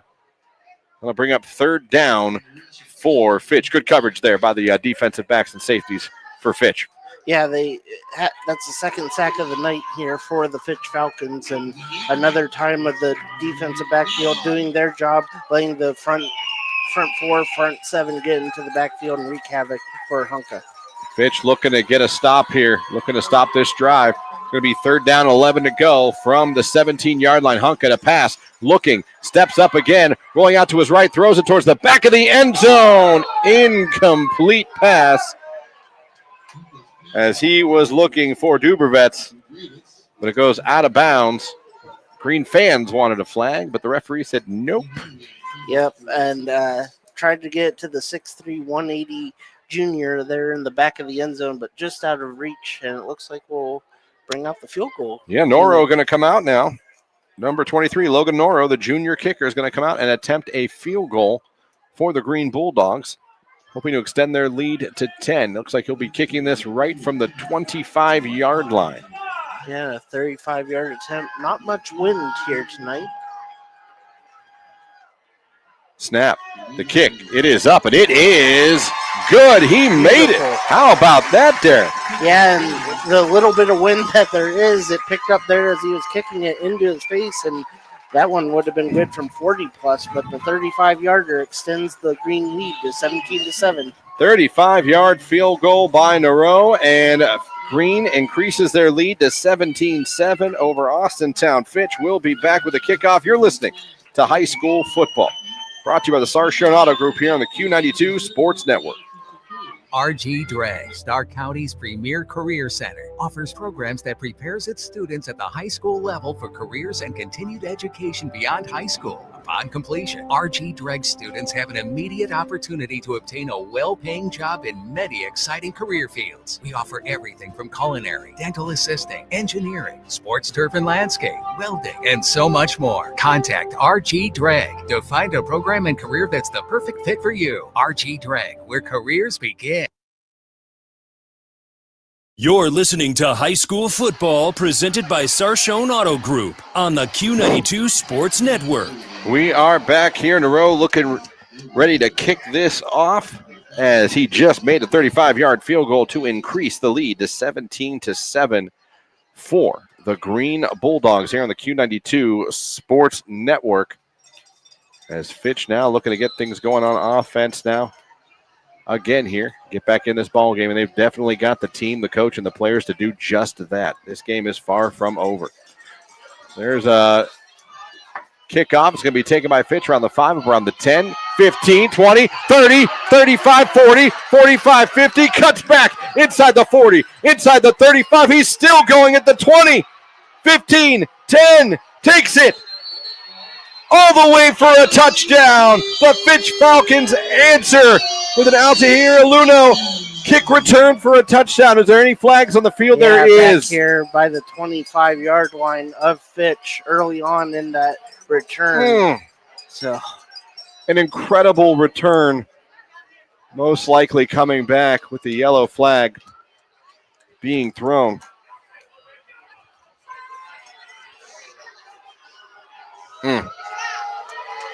And it is going to be holding on Fitch, negating a kickoff return for a touchdown, which would have been exactly what Fitch needed. Absolutely. The momentum has been with Green since the opening drive where Fitch marched right down the field for the touchdown. It looked like you had that big kick return for the touchdown to bring you back into within one score. Instead, the ball is going to be placed down around the 18 or 19-yard line here.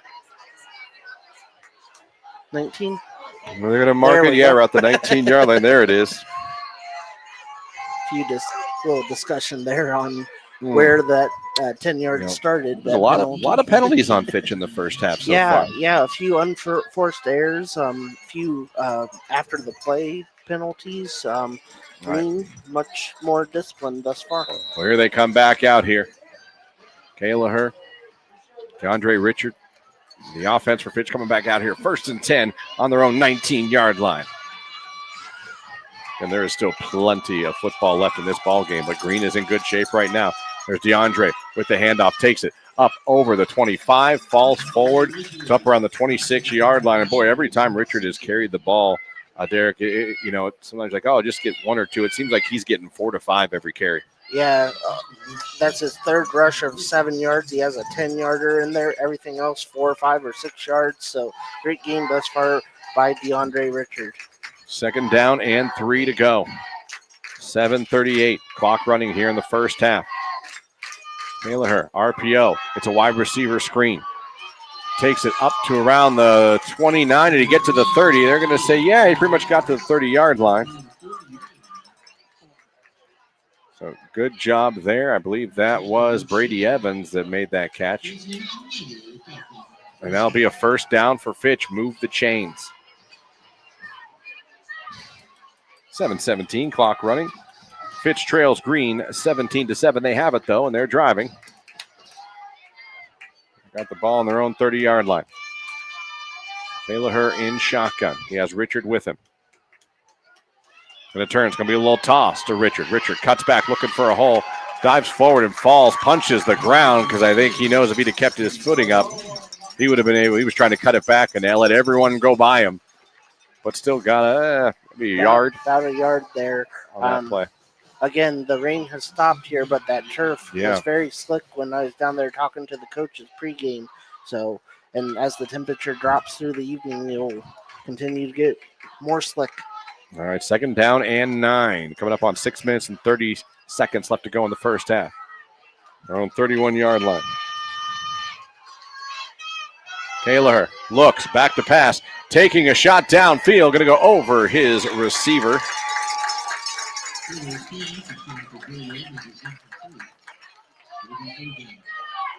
Bring up 3rd down. Yeah, Kaler thus far 5 of 6 through the air. That was his first incompletion on the night, but it brings up a 3rd down and 9 here with 6:16 left in the second quarter.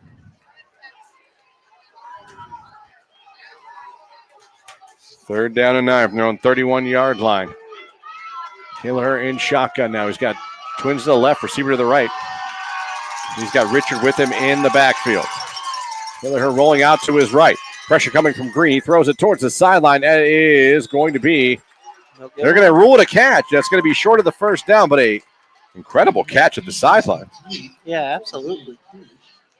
I think that was Isaiah Porch that made that catch, and that was an incredible grab at the sideline. Yeah, as you mentioned, unfortunately, short of the yard to gain there. They needed 9, got about 5. We'll see if Coach Parker brings out the punting crew, and that's what it looks like here. All right, so Fitch now looking to punt after this drive stalls. And Green looking to get the ball back with 6:09 left to go in the first half. There's the snap. Here comes the punt. It's going to be a good punt by Fitch. It's going to go over the returner, over Giorgio's head, and they're going to mark it down around the 11-yard line. So great punt by Fitch to flip the field at least. Yeah, and that is where Green will come back out with it. And Green will receive the opening kickoff of the second half, so a great opportunity here for Coach Geis's Bulldogs to try to double dip, extend the lead, and then get the ball to start the second half. But Fitch defense looking for a stop, try to get their offense out there one more time and cut into this 10-point lead as it stands currently. So the Green Bulldogs are coming back out with a 17-7 lead here in the second quarter on the Q92 Sports Network. 1st and 10. They're going to come out trips to the right. Evan Reed back there with him in shotgun. He takes the snap. He fakes it. Going to throw a pass towards the sideline. Incomplete. Good coverage there by Fitch. That's going to bring up 2nd down and 10 from Green's own 11-yard line. 5:52 left to go in the first half. Yeah, great defense there, staying between the pass and the receiver there, roping off the intended receiver. Didn't have much of a chance at that one. All right, Hunka now in shotgun again. Trips to his right, same formation. Hunka takes the snap. This time he's going to call his own number on a design quarterback run. Flag thrown from the backfield. Most likely going to be probably against Green as a holding. We'll see if that is the official call. It'll be one of the first penalties on Green tonight. Yeah, I think this one is the first. Get the call here. At some point, as they're walking it off now. As you hear the Fitch faithful. So they'll decline the penalty to bring up the third down here deep in their own zone. All right, so they wave off the penalty. They don't want to accept it. They want to hopefully get a 3 and out and get the ball back. How about this? West Branch and Norton, 21-14 West Branch. So Norton getting right back in the game there as well in the second quarter. That game on our sister station, AM 1310. Third down and 10 on their 11-yard line. Hunka, play fake, looks, taking another shot down the sideline. Echoes over everyone's head. Incomplete pass, and the decline penalty pays off for TJ Parker and the Fitch Falcons as they will force a 3 and out and a punt for Green. And Fitch is looking at getting some really good field position here in the second half as going back, looks like Brady Evans is going to be the punt returner, and he is standing around his 40-yard line as he is calling for another player from the sideline as he did a count. He don't like the number. Yeah, don't want to. Oh, maybe two. Yeah, down. that's why you count. Yeah. Good job, Brady Evans. Be aware of that. Oh, late subs. We're going to get a timeout here Yeah. by Coach Parker. So unfortunately, even though Brady Evans figured it out, they couldn't get the right personnel. Some people coming on and off. So a timeout by the Fitch Falcons. Again, it's timeout brought to you by Friends and Family Credit Union. It's time to bring a friend to the family. So again, the climb penalty by Coach Parker does pay off. They get their first stop. They're going to force a punt here by Green for the first time tonight, but couldn't get their specialty, and that's got to be frustrating as a coach when something like a procedure like that, like getting your special teams on the field, that's a frustrating way to lose a timeout. Yeah, especially here, week 12. They did have the bye last week, but still, established team like this, those are the mistakes that could come back and bite you. But they had that big touchdown return that was called back from a penalty on the last kick return. This is their first punt return, so we'll see what they can do on this attempt.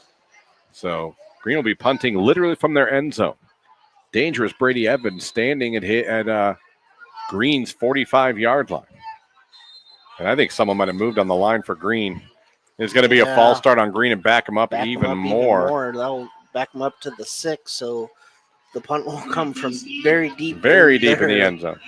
Score update, Massillon now up 28-7 on Hoover over at Paul Brown Stadium. So Massillon coming off the bye. And, well, looking like Massillon. Yeah. All right, here comes the punt from basically the back of the end zone. Evans now standing at Green's 40. Here comes the punt. It is not a great punt. It's going to land and take a little bit of a bounce for Green, but it's still going to be on their side of the 50-yard line as Green jumps on it. So Fitch gets a stop on defense, Derek, and now they got the ball starting in Green territory here with 5:28 left to go in the first half. Yeah, this is their best starting field position on the night. So great opportunity here for the Fitch Falcons to cut into this lead before the half. So out comes the Falcons offense. Quarterback Kaler, DeAndre Richard, hoping to get something going here.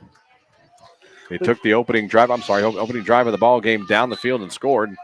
Since then, they haven't been able to get back on the scoreboard. Here we go. They turn, hand it off to Richard, trying the left side, cuts back, takes it inside the 40, down to around the 36, 37-yard line. Another good run by Richard. Yeah, another gain of 5. Before that play, I was just going to mention, we've only called Junie Hicks' name one time. That was a rush of 10 yards. We mentioned that DeAndre Richard is definitely the bell cow, and he's slow. Yes, he is. Yeah, he is down on the ground right now, kicking the ground. Hopefully just a cramp or something along those lines here. I don't know if it's hand or I don't think it's a lower leg injury. Quick score update. East Canton up 22-10 over Fairport Harding. on the road. As Richard coming off the field, and that is a player Fitch does not want to lose at all. But coming off under his own power, hopefully it's something that he'll be able to shake off. I wonder if he took a hit somewhere he don't want to take a hit. Yeah, hopefully something that he's able to shake off. But we should see the senior Junie Higgs, 5'9", 170, coming out in his place if Coach Parker elects to have a running back there with Kayla. And it will be Junie Higgs, who again, to me, can be just as dangerous of a player, just in different ways. Yes. So Junie Higgs, no slouch back there at all for Fitch. Second down. And 5 from the 37-yard line. They turn, give it to Higgs. Higgs takes it inside the 35, down towards the 30. Again, a good run by Junie Higgs. Yeah, gain of 7 there will bring up another first down for the Fitch Falcons. A few substitutions coming in here. Looks like a few extra blockers coming in for the Fitch Falcons here. Yep. So and Junie Higgs is going to stay out there at tailback for now on this drive. Fitch trailing 17-7 here late in the first half. 4:30 left to go before halftime. Her in shotgun. Takes the snap. Gives it to Higgs again. Higgs is going to go to the outside. Gets away at the 25. Inside the 20. Goes out of bounds near the 16-yard line. Junie Higgs with another good run for the Falcons. Yeah, 13 yards on that carry. So give him 30 on his 3 rush attempts. So we'll see if Coach Parker runs Junie Higgs a little bit more here as this drive continues. And Fitch now back in the RG Drake red zone. Learn, earn, and succeed. Fitch back in the red zone here, trying to get a score here in the latter parts of the first half. Down 17-7 to the Green Bulldogs.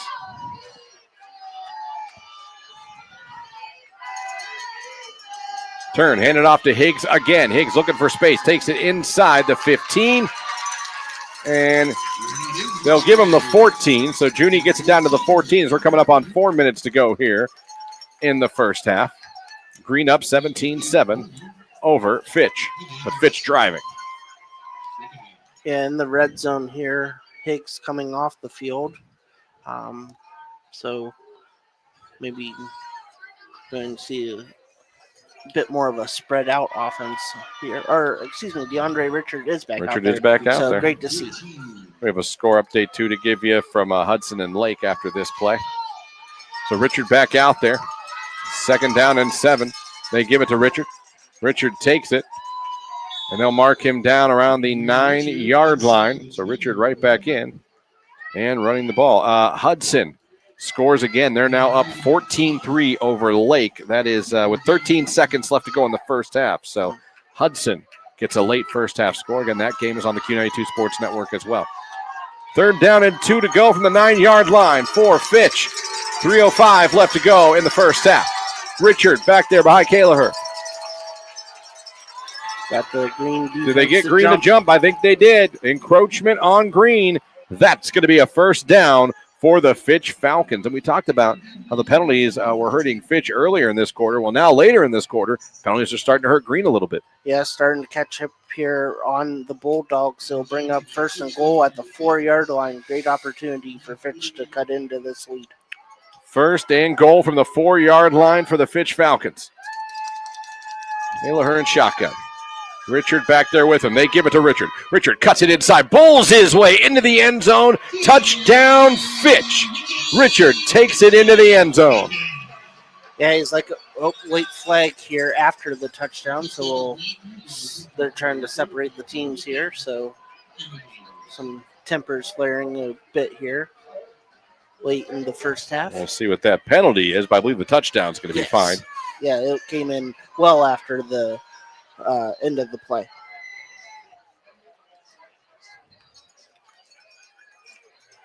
Sorting out the... So 17-13 right now. Fitch now has gotten closer. Extra point is coming up. Like I said, we'll find out what this penalty is and how it'll be assessed here shortly. The officials are still talking about it. We are at halftime now. Hudson up 14-3 over Lake. And West Branch in Division 4 is up 28-14 over Norton with less than a minute left to go in the first half of that game. They're picking up the flag. So, all right, so no penalty. No penalty. So, much ado about nothing there after the score.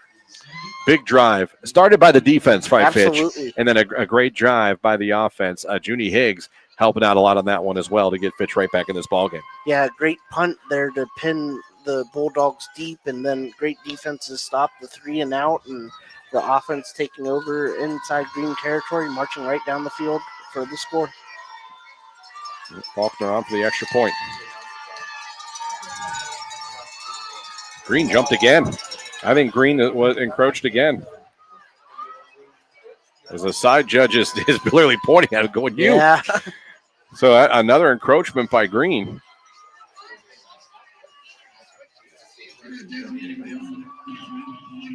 So Green lacking a little discipline here at the end of the first half. Yeah, now what you want to see if your Coach Geis and the coaching staff heading into halftime here, so they'll get reset. And here we go. Here comes Faulkner's extra point attempt. It's down. Kick is up. Kick is good. So now,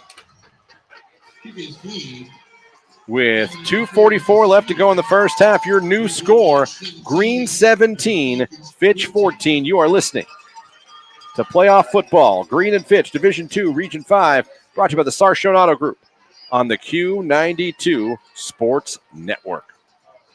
When it comes to sports, Sam Berkwin brings the heat. Catch the Sam Berkwin Show weekdays from 3 to 6 p.m. on AM 1310 WDPN and streaming live on the WDPN Facebook and X pages, plus the Q92 YouTube channel. From the Browns to the Buckeyes, the Guardians, Cavs, and your local high school teams, if it's making headlines in the sports world, Sam is talking about it. It's the local sports talk you want. The Sam Berkwin Show, weekday afternoons on AM 1310 WDPN.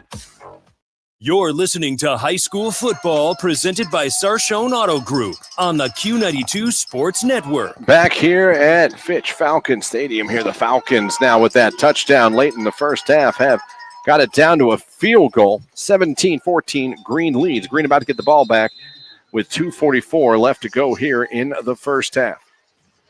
There's the kickoff. It's going to be a squib by Fitch. Going to be fielded around the 15-yard line. Here comes Green with the return. 20, 25, up over the 30. Flag on the play, up to the 35-yard line for now. But that flag thrown. Looks like it very well could be another holding, but this time on Green. See if that is what the call is. And it looks like it's definitely going to be a holding. Mm-hmm. So we'll back it up a little bit to start this drive. Like I said, tale of 2 second quarters. And that at the beginning of this second quarter, it was Fitch getting penalized a few times. It really hurt them. And now in the latter parts of this first half, Green is getting a lot of penalties called on them. Yeah, absolutely. Here as they'll take over at the 20-yard line to start here. 2:36 left, 2 timeouts remaining for Green, and they do receive the opening kickoff of the second half. All right, here we go. Green with it. 1st and 10 on their own 20-yard line. 2:36 left to go in the first half. Hunka in shotgun. Takes a snap. Going to call his own number. Going to try the right side. Breaks a tackle 25 up near the 30-yard line. Yeah, mark it right at the 30. First down, Green Bulldogs there on the 10-yard rush by Tyson Hunka. Another Division II score. Massillon now up 35-7 over Hoover, with 4:37 left to go in the second quarter.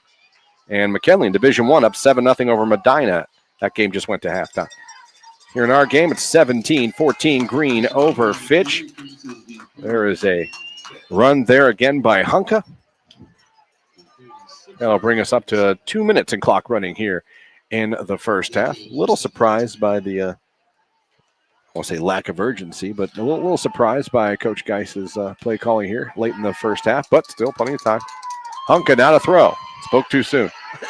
Hunka looking, wants to launch it now. He has a receiver by himself, but The ball hung up in the air and gave the defensive backs for Fitch time to react.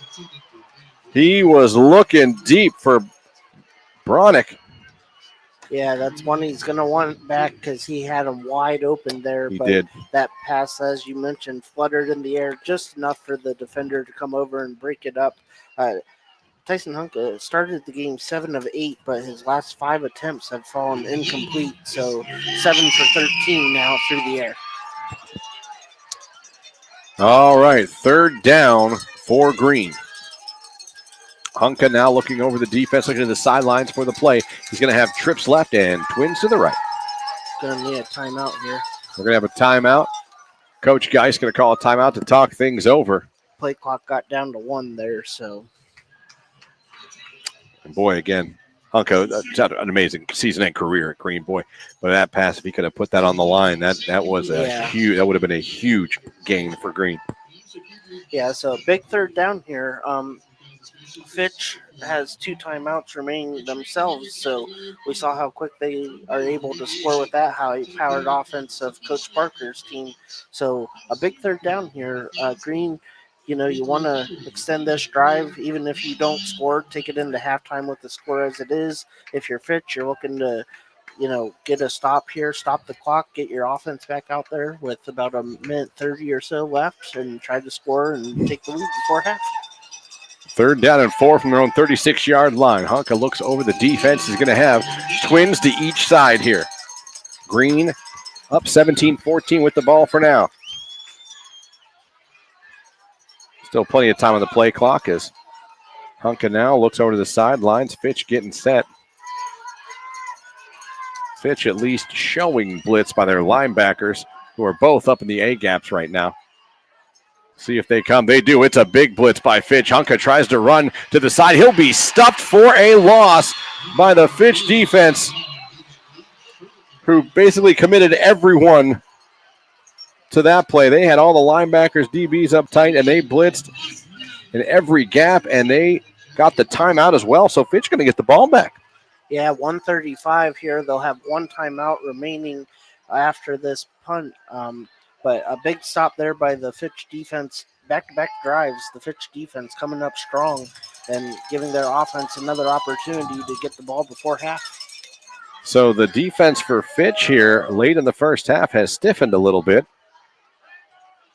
And they're looking to get the ball back, like you said, with a timeout in their pocket and some time, when the first 3 possessions for Green had all gone for touchdowns. Yeah, so this, as you said, the latter part of this second quarter has gone Fitch's way every chance that they've had since that penalty on the kick return that got called back. But since then, it's been Fitch.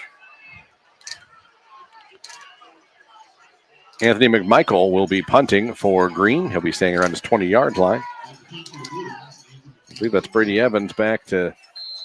It might be Junie. No, is that Junie Higgs? Is that Higgs back there? Higgs, yeah. So that's Higgs standing around his 35-yard line. Here comes the punt.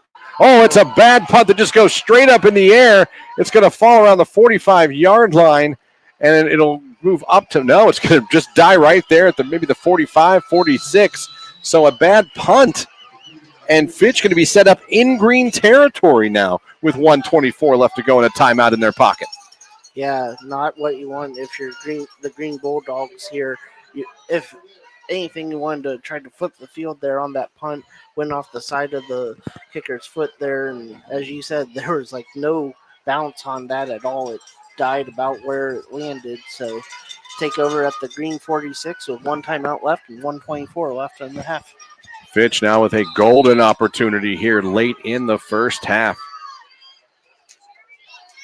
Lined up, Kayla in shotgun now. Ball on the 46-yard line. They fake it to Higgs. Kayla looking, throws it towards the sideline. That's going to be intercepted by Green. Picked off by the Green Bulldogs. Turnover by Fitch. Trying to see if that was that Giorgio? For Green, who got the interception. And Green with the turnover, and now they have the ball on their own 37-yard line. Was that Giorgio, or am I making that up? It was hard to see the number. I think it may have been number 14, Joel Brink here. Tried to pay attention as they're coming off the field here. So Brink. Yeah, a lot of attention being given to the junior defensive back. All right, so Green has it now 1st and 10 on their own 37-yard line. Hunka in shotgun. He's back to pass, looking, throws it. It is incomplete as it goes off Giorgio's hands towards the sideline. They were trying to get a quick hitter out towards the sideline around the 45. And what do we have now? The one offensive lineman, his helmet came off, so he'll have to come off and for one play here. That's Braden Jarvis, the senior offensive lineman for Green, will have to come out for one play. So that'll bring up a 2nd down and 10 for Green. Ball on their own 37-yard line. They have a 17-14 lead over Fitch here. This is round 2 of the Division II Region 5 bracket. So here we go. 2nd down and 10 from their own 37-yard line. Hunka in shotgun, 5 wides. Back to pass. Looking, stepping up in the pocket, rolling out to his right. Throws it, got it to his receiver into Fitch territory, out of bounds around the 48-yard line. That was caught by Giorgio.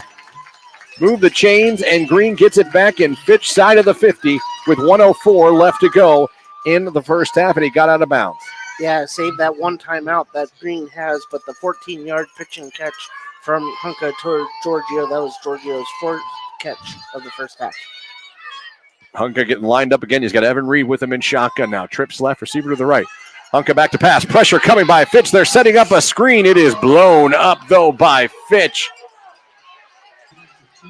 Devonzo Tate blew that play up. They were trying to set up a screen to Aiden Rice, actually, but that play was read well and blown up by the Fitch defense. Yeah, there were 2 blitzers that were coming in untouched on Tyson Hunka, so he just fluttered that one up, knowing that a receiver was in that area, but luckily it fell incomplete because that could have been picked off and took the other way.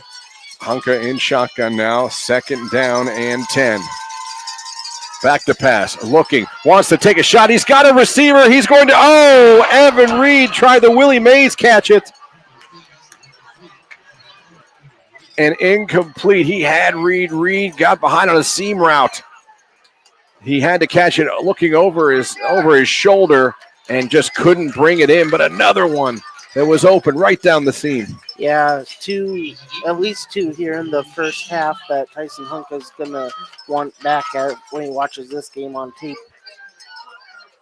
That wind is starting to pick up a little bit. It is blowing into Green's face as they march down the field. 3rd down and 10 from the 48-yard line. Hunka back to pass. Fitch only rushes 3, but they get pressure with it. Hunka still looking. Now tries to run, get what he can, and get out of bounds around the 43-yard line.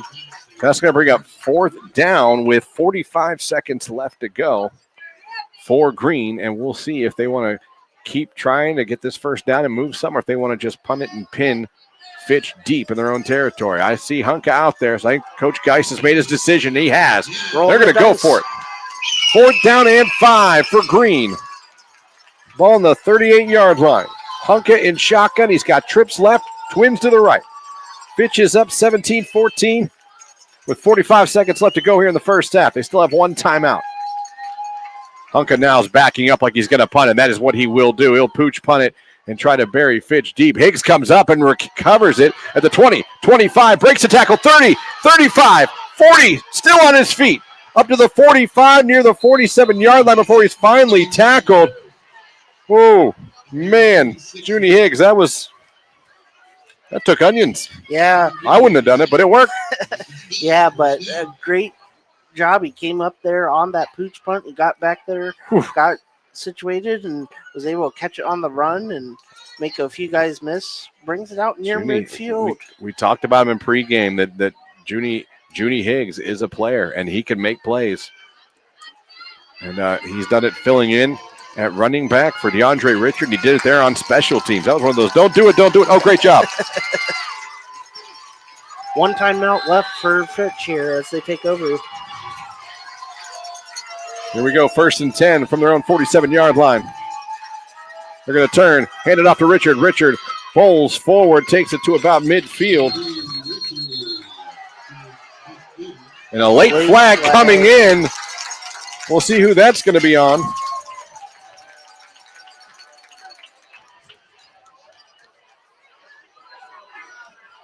(17-14) Green on top of Fitch. Fitch has the ball. What do we have? Unsportsmanlike conduct on Fitch. So we're going to back them way up. Yeah, and another dead ball penalty, so the down will count, so it'll be second down and long for the Falcons. So back them up now and put the ball at the 35-yard line. Be second down and 22 on their own 35 for Fitch, who has it trailing Green 17-14 late in the first half. DeAndre Richard back there as the officials. Now what are we doing? Resetting the play clock, possibly? Side judge came in and stopped everything. Now the officials like they're going to talk something over here. They're looking at the play clock. I think Coach Geis is asking why the game clock is not running. Oh, they want to change the actual clock. They want 15 seconds on the clock. There's 20 on it right now. I believe they said they want it put down to 15. There we go. And they got it. So there's 15 seconds left to go in the first half. Fitch down 17-14 to Green. They have it. It's a fumbled snap. And Richard has to fall on it at the last second. And that's probably going to be how the first half ends here, as it will expire. We are now at halftime. So almost a disastrous play for Fitch at the end. But DeAndre Richard, once he dropped it, jumped on it and missed it when he first jumped on it. Had to jump on it a second time, and he got it. So now we have played 2 quarters of football here in Austintown. And after 2 quarters, the Green Bulldogs are up on Fitch by a score of 17-14. Good first half here, Derek. Both teams having momentum. At one point, penalties kind of hurting both teams' momentum at some point. Flashes of offense from both teams, and a little bit of everything in this first half. Yeah, a bit of a roller coaster. Fitch came out, received the opening kickoff, went right down the field.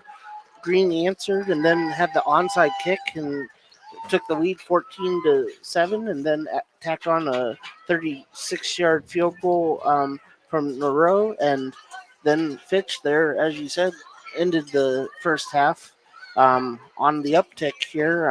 So we'll see how halftime affects the momentum, with Green set to receive the opening kickoff of the second half. That's right. Green will have the ball to start the second half. But again, we've played 2 quarters of football, and your score is Green 17, Fitch 14. Going to take a break, send it back to our AM 1310 WDPN newsroom for a news update with Jeff Mears. We'll come back. We'll get you stats from the first half. We'll get you scores from around the area, and we'll talk about the playoff brackets here, especially in Division II, as we have a lot of teams in action tonight that we cover in Division II. Obviously, Lake, obviously Hoover and Massillon going on right now. We'll let you know. We'll get you updated on what's going on between Hoban and Boardman. Walsh Jesuit and Nordonia. We'll get you all that during the halftime show. But after 2 quarters of football, it's 17-14. Green on top of Fitch. This is high school football, brought to you by the Charshone Auto Group on the Q92 Sports Network.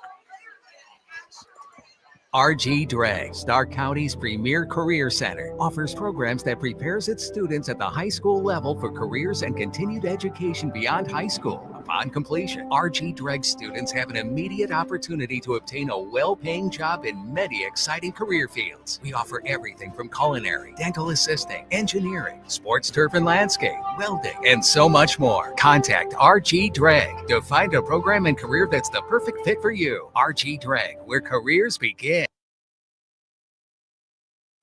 Northeast Ohio knows football, and Sarshone Auto Group knows Northeast Ohio. As an official partner of the Cleveland Browns, Sarshone Auto Group serves our community with the best selection and the best service. From Ford, Chevy, Chrysler, Dodge, Jeep, Ram, and more. From the toughest trucks to the SUVs that fit your family. Sarshone Auto Group, an official partner of the Cleveland Browns, and the place where Northeast Ohio comes to drive. Visit sarshone.com. Football fans, Mondays just got better. Join Q92 Sports Live every Monday at 11 a.m. for the Pro Football Hall of Fame Luncheon.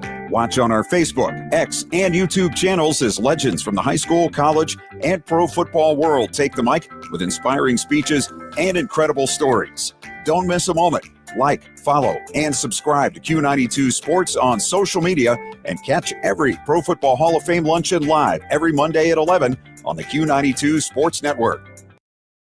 It's time for Purple Raider football. Catch every snap, every score, and every big moment all season long on AM 1310 WDPN. This year, it's even easier to follow the 13-time national champion, Mount Union Purple Raiders. Listen live on AM 1310, the WDPN Facebook and X pages, and streaming on the Q92 YouTube channel. Sam Berkwin and Ryan Bevere are back in the booth, bringing you all the action. Don't miss a minute of Mount Union football on AM 1310 WDPN. Missed the big game? Don't worry, Q92 has you covered. Check out our SoundCloud page where you can relive every exciting moment. From high school football, basketball, baseball, and softball to Mount Union football and basketball, we've got it all. That's every broadcast from this season, and even classics going all the way back to 2016. Follow Q92 Radio on SoundCloud and never miss a play, a call, or the thrill of the game. Q92 Radio on SoundCloud, your home for every game, every season. You're listening to High School Football presented by Sarshone Auto Group on the Q92 Sports Network.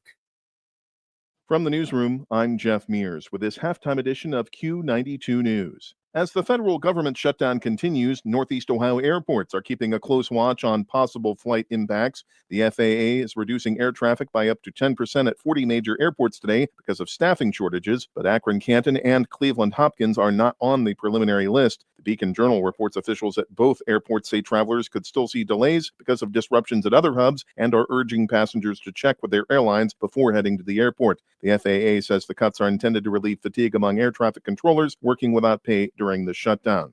Meanwhile, Governor Mike DeWine says Ohio is moving ahead with a $25 million plan to help families affected by the shutdown and the suspension of SNAP food benefits. The state is sending $7 million to regional food banks, including $887,000 for the Akron Canton Regional Food Bank and another $18 million in emergency payments to more than 63,000 low-income Ohioans through the Ohio Works First program. DeWine also announced $10.3 million in federal funding to keep WIC benefits available for mothers and children into December. The Highway Patrol is investigating a crash that occurred Thursday night on Route 62 at Beach Street in Nimishillen Township. Troopers say just before 6 p.m., 36-year-old Joshua Kimbrell of Arkansas was driving a pickup truck and failed to yield at a stop sign, pulling into the path of a car driven by 25-year-old David Foster of Alliance. The vehicle struck the truck's driver's side. Kimbrell suffered minor injuries. Foster, who was not wearing a seatbelt, was seriously injured and flown to Akron General Medical Center. The roadway was closed for about 2 hours. A motorcyclist has died after a crash in Tuscarawas County. The Highway Patrol says 47-year-old Michael McHale of Mineral City was northbound on County Road 66 in Union Township Wednesday night when his motorcycle struck a tree that had fallen across the road. The bike overturned and went off the right side. McHale was flown to Akron General Medical Center, where he later died from his injuries. The patrol says he was wearing a helmet. The crash remains under investigation. Mentalis reported strong third-quarter results with net sales of $305.9 million and net income of $8.1 million, up from $3.7 million in the previous quarter. Adjusted earnings rose to $12 million, and earnings improved to $29 million, driven by strong aerospace and defense shipments. The Canton-based steelmaker generated $22 million in operating cash flow, ended the quarter with $191 million in cash, and repurchased $3 million in stock. Mentalis expects fourth-quarter results to dip due to normal year-end maintenance, but says new defense contracts position it well for 2026. An Alliance man is facing charges after police say he assaulted several people and threatened his brother with a gun. 37-year-old Jesse Knowling allegedly punched his live-in girlfriend in the face Wednesday morning at their North Webb Avenue home while holding a firearm and pushed his brother's girlfriend to the ground, causing injuries. Knowling also is accused of pointing a gun at his brother and trying to chamber a round before fleeing. He's charged with domestic violence, assault, aggravated menacing, and having a weapon under disability. Knowling has a burglary conviction from 2006. More news after this. The Q92 Sports Network brings you more high school football and basketball games than anyone else, by far. But did you know that you can go back and listen to our broadcast again? Simply go to the Q92 radio page on SoundCloud. We've posted the games we broadcast for everyone to go back and relive. We have playlists filled with our high school football broadcasts from 2016 to this season. So go to SoundCloud now, follow Q92 Radio, and listen. And thank you for listening to all of our sports broadcasts of high school football and basketball on the Q92 Sports Network. A judge has stepped aside from the case of a Sebring police officer accused of domestic violence. Mahoning County Judge Joe Schiavone recused himself from the case of 25-year-old Dylan Vesey, who is charged with a misdemeanor count of domestic violence. The case has been transferred from Sebring to Mahoning County Court in Boardman for a pretrial hearing. Deputies were called to a home at West Indiana Avenue and North 16th Street on Halloween for the reported incident. Vesey has been a full-time patrolman since last month after serving part-time with the department for about a year. 2 more men have been arrested in connection with the 2021 shooting death of 20-year-old Bryson Douglas in East Liverpool. The U.S. Marshals Northern Ohio Violent Fugitive Task Force took 29-year-old Curtis Holland and 25-year-old Travis Kidder of East Liverpool into custody Thursday after a Columbiana County grand jury indicted them on murder and aggravated murder charges. Douglas was found shot to death on a front porch on Pennsylvania Avenue in July of 2021. The other suspects, Elvin and Alan Tisdale, have already been convicted in the case. Authorities say Douglas was not the intended target of the shooting. A Warren man has been sentenced to up to 15 years in prison for sex crimes involving a family member. 50-year-old Daniel Ortiz Torres received a sentence of 10 to 15 years Thursday in Mahoning County Common Pleas Court after pleading guilty in September to rape and gross sexual imposition. The abuse occurred multiple times between 2015 and 2022 in Youngstown and Warren. The sentence was recommended by both sides and approved by Judge Anthony D'Onofrio. Ortiz Torres was given credit for 452 days already served. Mahoning County commissioners are raising new concerns about the owners of the Southern Park Mall after security guards walked off the job this week. WKBN TV reports the mall's concourses were locked for several hours Monday after guards reportedly weren't paid. Thursday, Commissioner Carol Reggetti called the owners not good stewards for the county or Boardman Township. The mall's owner, Coan Retail Investments, still owes more than $1 million in property taxes and fees over the past year. We'll return you to the stadium for the second half of tonight's game, but first a look at the forecast. For the overnight, mostly cloudy skies, a chance of showers with a low near 39. A mix of sun and clouds Saturday with a high reaching 54. Saturday night, rain likely, otherwise mostly cloudy, a low around 41. The threat of rain carries over into Sunday, a high near 49. Monday, snow likely, mostly cloudy with a high of 36. For Q92 News, I'm Jeff Mears.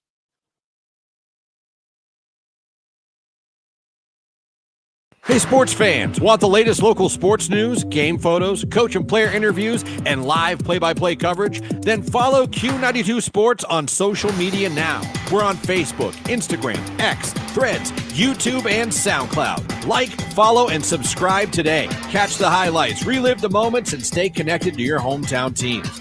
Q92 Sports, your home for everything local sports. Real teams, real action, real coverage. Follow Q92 Sports on social media.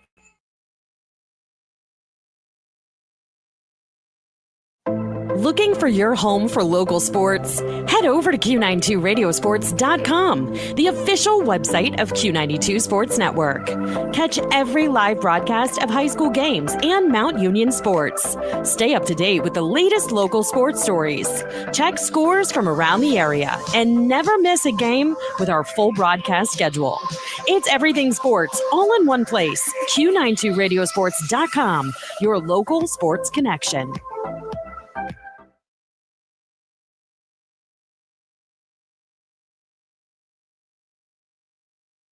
You're listening to High School Football presented by Sarshone Auto Group on the Q92 Sports Network. And welcome back into halftime here of our game as the bands are performing at halftime right now. Green's band just finished performing, and now the Austintown Fitch band is out there performing. We are at halftime with your game here between Green and Fitch in Austintown with your score 17-14. Green is on top of the Fitch Falcons. This Green team that has been playing so well here in the second half of the season, that went up to Garfield Heights and won on the road in week one of the playoffs. Now in week two is sitting here with a lead at halftime over Fitch, a Fitch team that Derek has not lost since week 1 of the regular season. It is just amazing what Coach Geis and this Green football team have been able to accomplish when you think of being 1-4 in the first, or 1-5, I'm sorry, at one point this season. The run they went on, couldn't lose again, had to win, did that. I mean, you could argue they've been playing playoff games since about week 6. Yeah, and that was a game that we called there that started this amazing run that the Green Bulldogs have been on, and Coach Geis and the Bulldogs hoping that Cinderella story doesn't end here in Austintown tonight, and they hold that 17-14 lead at the half. And as for Fitch, they did get down, but they did settle down defensively a little bit in the second half and second quarter, and did get back in with that late touchdown pass, that late touchdown run to make it 17-14. So that field goal is the difference right now in this game between Green and Fitch. Again, Green will have the ball first to start the second half. Let's get some statistics from the first half with Derek right now. Yeah, we'll start with the Green Bulldogs up 17-14 here at the half. Quarterback Tyson Hunke is 8 of 17 through the air, 126 yards. Does have the touchdown pass of 15 yards. That went to number 10, Sam Dubrovitz, there in the latter part of the first quarter. Dubrovitz, 2 receptions, 25 yards. Leading receiver for receptions-wise is Evan Giorgio. He has 4 receptions, 35 yards. Leading receiver when it comes to yards is Evan Reed. He has 2 receptions for 65 yards, including the longest play from scrimmage that we have in this game, the 47-yarder on Green's first pass attempt of the night. Rushing yards for the Bulldogs, Tyson Hunke, 45 yards on 13 carries, and Evan Reed, 6 rushes, 19 yards, including a 2-yard touchdown run, which was the first score for the Bulldogs tonight. And then, as you mentioned, the 35-yard field goal off of the foot of Logan Norroy is the difference at this point in the game. So flipping it over now to the host, the Austintown Fitch Falcons quarterback, Colin Kaylaher.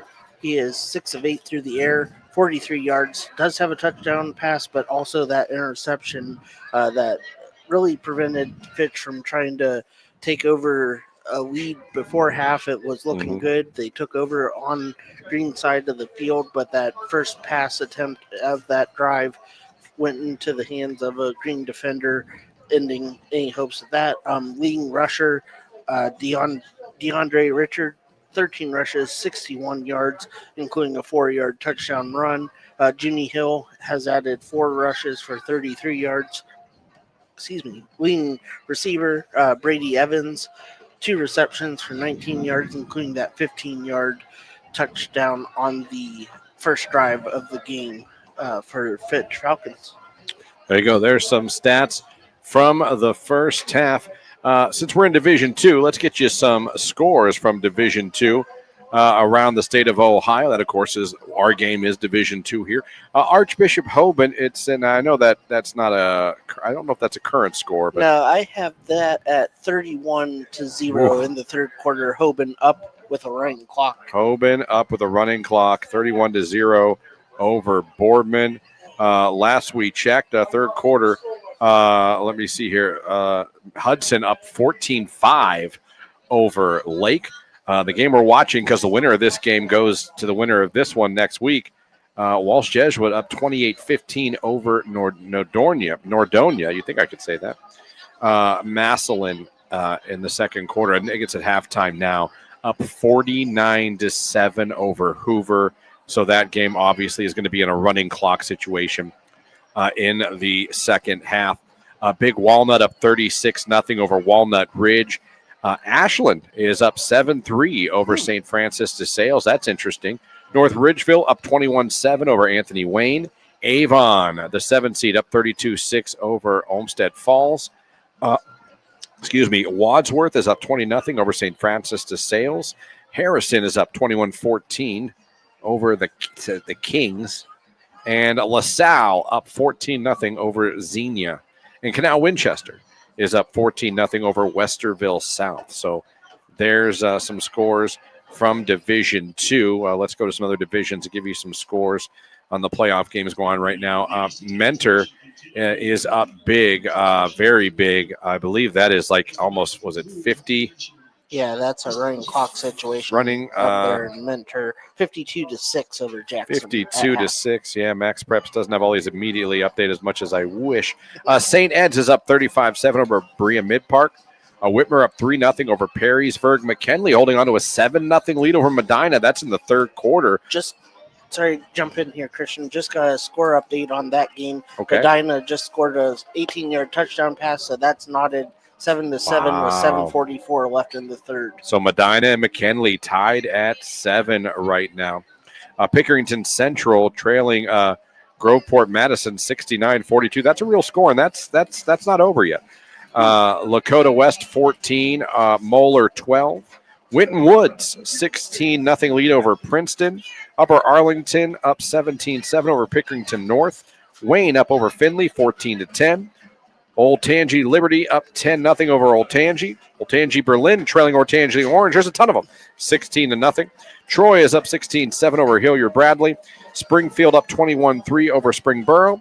St. Xavier up 28-7 over Lakota East. Middletown up 10-0 over Lebanon. And Elder up 27 over Fairfield. So that's Division 1, Division 2, where we have teams that are still in it now. Next up, let's go to Division 4, where the West Branch Warriors, who we cover, are currently in a game with Norton. They're up 28-14 over Norton right now. Notre Dame Cathedral Latin trails Perry 13-6. I believe the winner of West Branch and Norton goes to the winner of Perry and Notre Dame Cathedral Latin. Gallion up 13-3 over Cloverleaf. Bath up 14-0 over Bellevue. Perkins up 17-0 over Napoleon. New Lexington 26, Fairfield Union nothing. Valley View 17, Wyoming 14. Indian Valley up 28-7 over Circleville. Mentor Lake Catholic up 10-0 over Streetsboro. Let me see. Jonathan Elder up 28-7 over Johnstown Monroe. CHCA up 23-15 over Brookville. Uniato is trailing East 12-7. Indian Hill up 57-6 over Washington. Glenville up 36-0 over our Salem Quakers. And Shelby is up 30-0 over Orville. That's in Division 4. Let's go to Division 5, where we have two schools that we cover still in that game, still in the playoffs right now. We have Malvern and East Canton. Let's see what's going on with those games. And then, Derek, you could check me and see. I got Division 7, I'm sorry. And we'll see if the scores I have match what you have on yours. So we're going to Division 7 now. We have two teams still alive. I've got Malvern and Monroeville tied at 14 in the third quarter. Yep. So Hillsdale 56-0 over Conotton Valley. Fort Recovery 25-6 over Eastern. New Brendan St. Henry, they're scoreless. Columbus Grove 28-8 over Gibsonburg. Leipzig 14-7 over Mohawk. East Canton still up 25-10 over Fairport Harding. That is in the third quarter now. McDonald is up 14-7 over Warren JFK. Should Malvern win, they would play the winner of Warren JFK and McDonald. McDonald up 14-7 in that game. Mogador rolling 54-0 over East Palestine. Cincinnati Country, they are trailing Cedarville 33-21. Sims Valley up 41-0 over Trimble. Lima Central Catholic 42-7 over Eden. Danville 42-0 over Fisher Catholic. Let's see here. Waterford up 28-7 over Strasburg. Marion Local 35-6 over Lehman Catholic. And Pandora Gibeah is up 42-28 over North Baltimore. So there's the Division 7. So we're looking at the teams that we follow, Derek, in this. And it looks like we have a lot of teams right there on the cusp of moving on. We have a couple teams it looks like we're going to say goodbye to. It appears Jackson and Hoover are both going to be eliminated. They're in running clock situations as they're about to start the third quarter there. But McKinley in a dogfight right now. Green here in a dogfight right now. Lake in a close one right now. So it's going to be interesting to see how these games pan out through the second half here. As obviously we want as many of the teams we cover in Stark County and the surrounding areas to move on and go far. And it's going to be interesting to see how it pans out, especially down in Division 7, like I said, with Malvern and East Canton. Malvern in a dogfight right now. Right, yeah, tied up there near the start of the third quarter, and East Canton, though, up there at Fairport Harding, and able to have a lead here going into the third quarter, a 2-score lead. So Coach Spider and the Hornets looking good. Yeah, Lake trailing 14-5 to Hudson as well. Another one of our local teams. That's a home game for Lake right now. The McKinley-Medina game's a little surprising to me. Being tied at 7 in the third quarter after the great season that McKinley's had and getting to host a home game in round 2. But, yeah, Hudson's still up 14-5 over Lake. Again, Massillon's going to move on, up 49-7 at half. East Canton holding on. Obviously, Jackson is in a running clock situation with a huge deficit of 40 points in that game. So it's going to be interesting. It's going to be, as these go on, our teams are going to start to get eliminated. We got really lucky last week with so many teams moving on and teams that had byes. And now we're here in round 2, and we'll see how these pan out. We'll give you score updates as they go on because, like I said, we have these games live for you on the Q92 Sports Network. So both teams now getting set to come out here for the second half. Like you mentioned, Green will have the ball first to start the second half. So Green has a 3-point lead, and they're going to have the ball first, and we'll see what kind of adjustments both coaching staffs made at halftime. It did seem like Fitch's defense figured a few things out late in the first half, Derek. Yeah, ended the second quarter. I've said that a couple of times. My apologies, but ended the second quarter strong. They weren't able to get that last drive to be a scoring drive. The Green defense came up with a big interceptions to kind of put a halt to the momentum that Fitch had built as that second quarter wore on. But very interested to see how Fitch comes out on defense here and the Green offense, how they come out of the halftime. Yeah. We got to quit misspeaking because the listeners are calling us out. I must have said the wrong score at one point. Oh, oops. So we got to quit misspeaking. Yeah. We're getting killed in the comments. Sorry. We're human.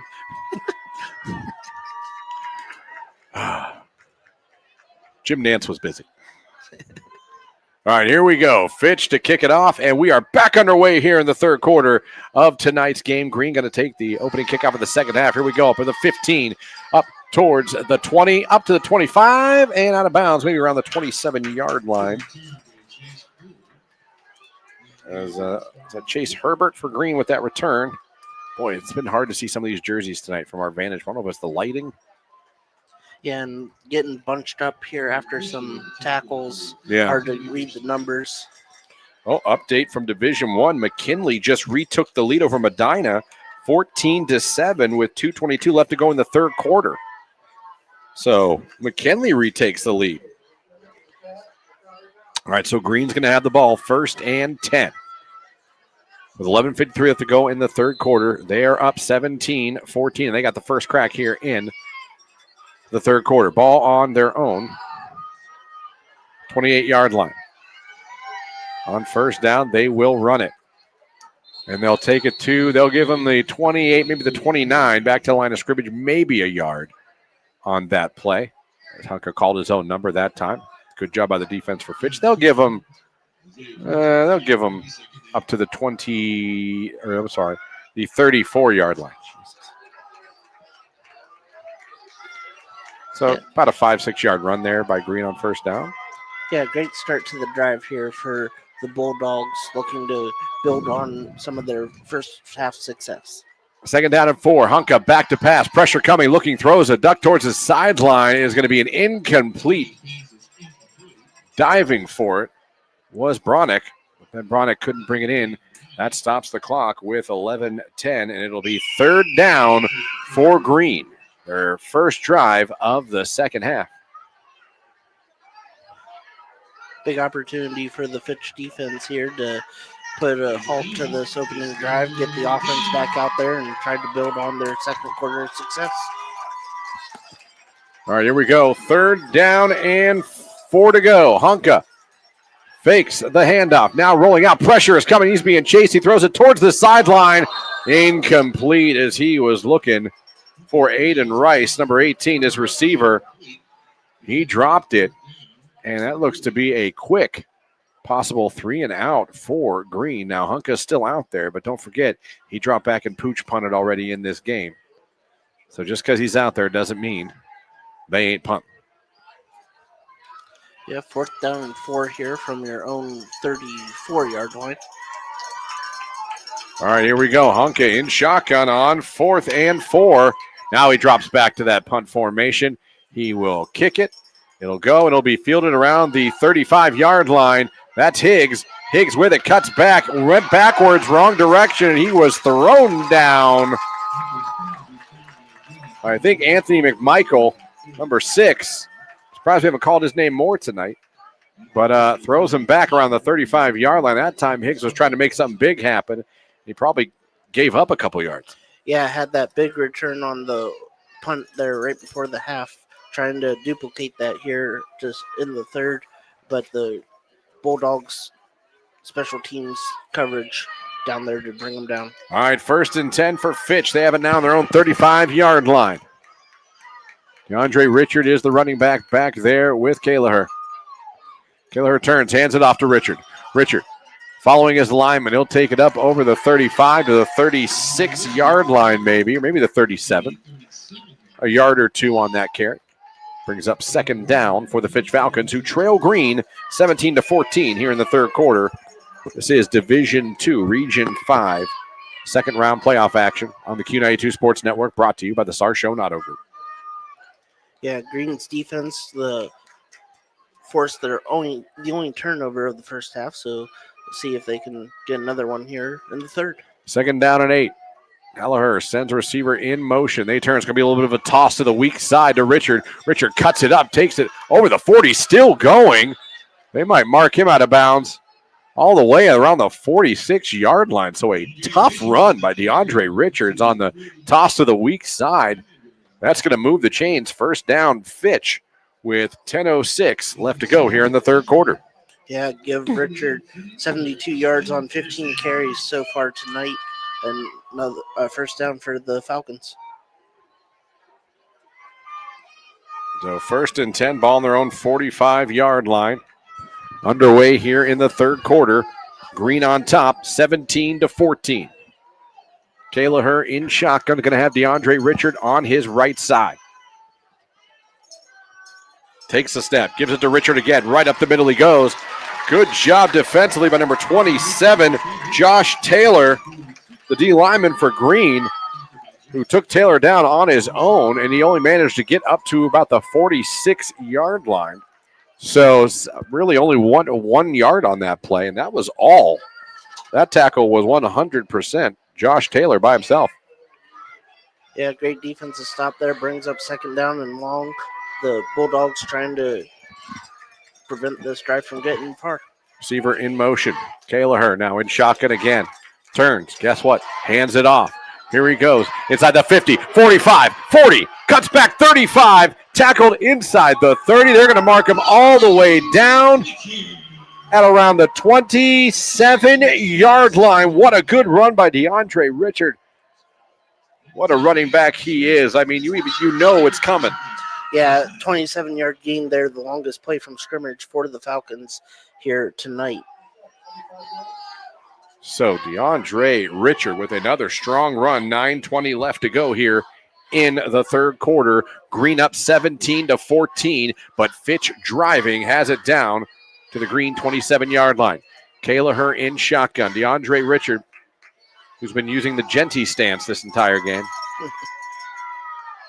Now they're going to throw. Kalaher throws it towards the sideline. That is caught. That's going to be down to around the 22-yard line. That is caught. I think that's Altahir Aluno who caught that one. So a good throw. A good gain on 1st down makes it 2nd down and 5 from the 22-yard line. 9:16 left to go in the 3rd quarter. Fitch trails 17-14, and I think Green just jumped off sides. Again, that's going to be the 3rd encroachment on the night. So I'm not sure if Kalaher is mixing up the cadences or or what, but that's the third time he's gotten Green to jump off sides. Yeah, this one going to give Fitch a first down in the RG Drag red zone down to the 18-yard line. They are now in the RG Drag red zone. Learn, earn, and succeed.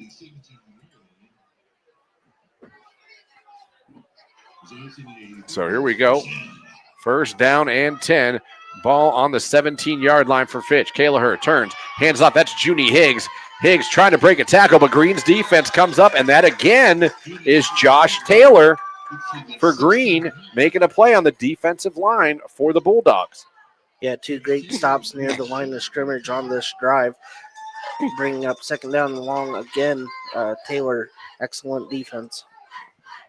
8:50 left to go in the third quarter. Green on top, 17-14. Fitch driving, though, in the red zone. They have it 2nd and 9 from the 16-yard line, trying to go and take the lead. Kaylaher in shotgun. He's going to spread Brady Evans way out to the right. He's got DeAndre Richard with him in the backfield. Kaylaher takes a snap, hands it off to Richard again. Richard takes it, drags a couple people with him inside the 15, down to around maybe the 14-yard line. So another positive run by DeAndre Richard, who, boy, is he racking up the carries tonight. Yeah, 103 yards on 18 carries thus far for DeAndre Richard, the junior running back.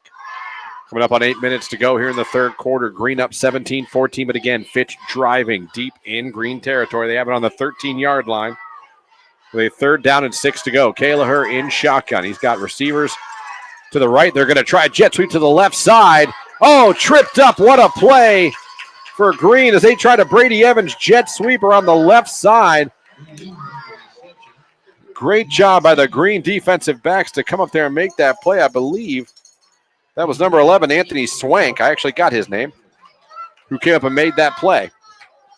Yeah, great defense there by the Bulldogs. Brings up 4th down and 2. It looks like the Falcons keeping the offense out there.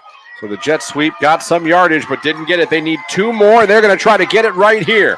Big play, 4th and 2 to go on the 10-yard line. And we're going to have a flag on the play, and this time it's going to be, no, encroachment on Green. Oh, wow. Again. So another encroachment on the Green Bulldogs is going to give Fitch a first down. I was watching it look like the quarterback kind of leaned back a little bit there as he was going through his snap count there, but the official saw something else. Brings up 1st down and goal for the Falcons. 1st and goal now from the 5-yard line for the Fitch Falcons, trying to retake the lead in this ball game. There's the snap. It's going to be Junie Higgs on the Wildcat, fakes the RPO, takes it towards the goal line. He's just short. Fitch wanted a touchdown. They're going to say not yet. Wait, now one official threw up the touchdown. And then what are we saying? One said short. One put up the hands. The Fitch fans are running with the flags.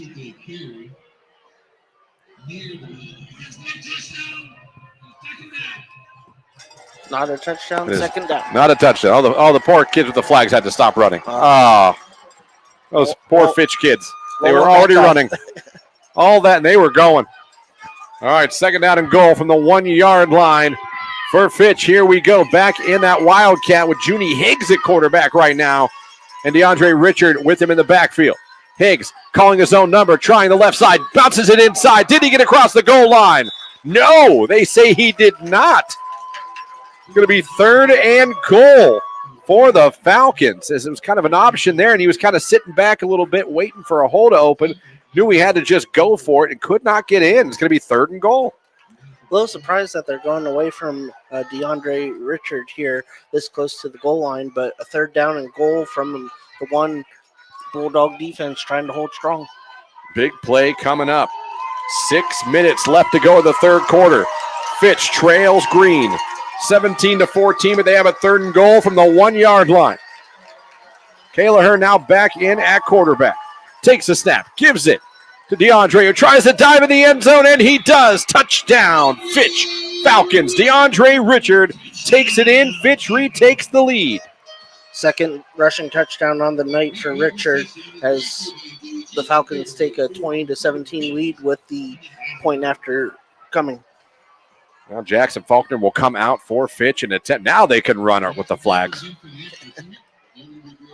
So the Falcons get a stop on the opening drive of the second half, then go down the field and score to retake the lead. They're up by 3. They can make it 4 with this Faulkner extra point.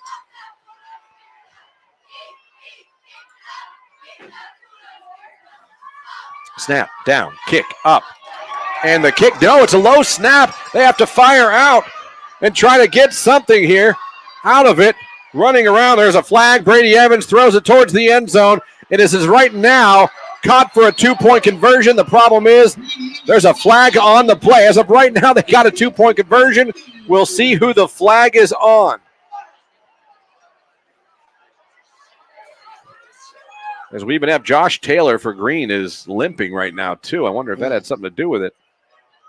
So, 2-point conversion that wasn't even supposed to be a 2-point conversion. It's good right now, but there is flags on the play. Block in the back. Block in the back on the offense on Fitch. So that'll negate the 2-point conversion they would have got. Now imagine back it up. They'll back it up and kick it again. But again, this is a big extra point. Very much so, because as the score stands now, it's a 3-point game, and the Bulldogs did convert a 35-yard field goal in the first half, and this extra point will be from 30 yards now after the penalty. Faulkner now will be trying a 30-point extra point. All right, here we go. Down. Kick is up, and the kick is good, and he drilled that, Derek. Yeah, that one would have been good from much further, but still only 1 point on that extra point, so 21-17. Fitch takes the lead over Green with, I believe, 5:50 left in the third quarter. All right, we're going to take a break and come back with the kickoff. But your new score, Fitch is on top, 21-17 over Green. You're listening to High School Football, brought to you by the Sarshone Auto Group on the Q92 Sports Network.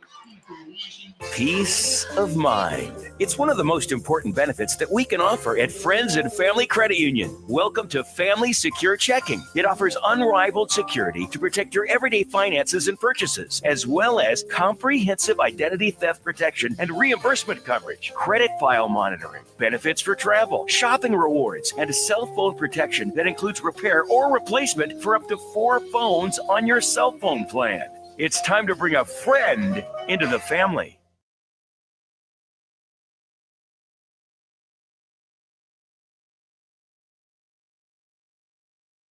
You're listening to High School Football presented by Sarshone Auto Group on the Q92 Sports Network. More scoring updates here. We'll get you after this kickoff. Green fields and around the 20-yard line, up over the 25, up over the 30. That's Evan Reed.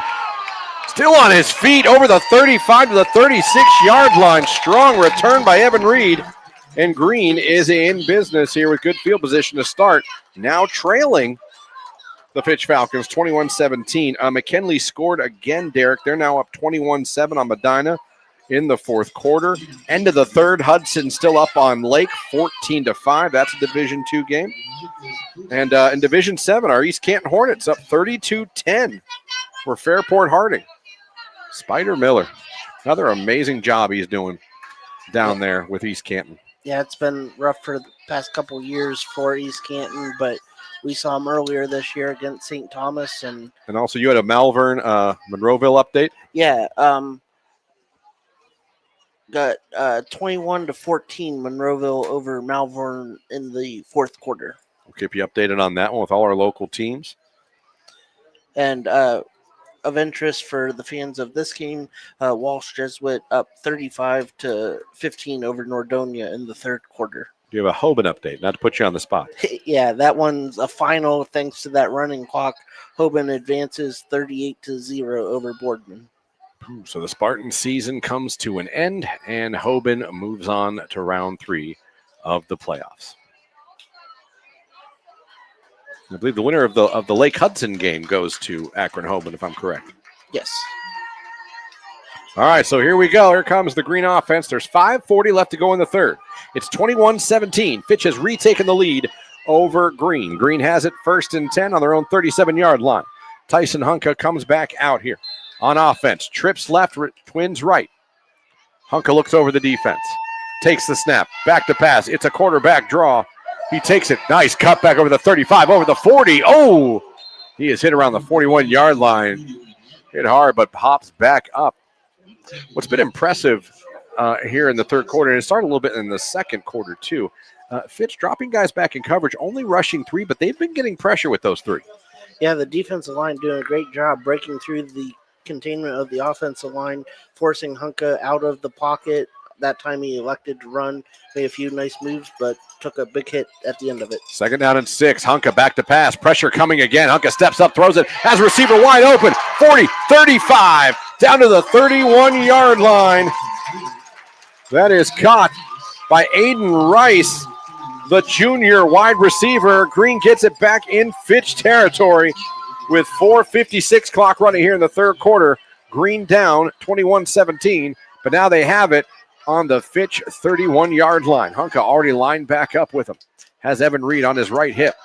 Takes the snap. He's going to keep it himself. Hunka going to try to get something. Takes it down to the 30, and that's going to be about it. Good job again by the defense of Fitch to stop him from getting going anywhere, any real running room there. They've been good. This defense for Fitch has been very good. They really seem to have adjusted as the game's gone on. Yeah, very much so. But going back to that big reception, Aiden Rice, the junior wide receiver, his first reception of the night, 30 yards.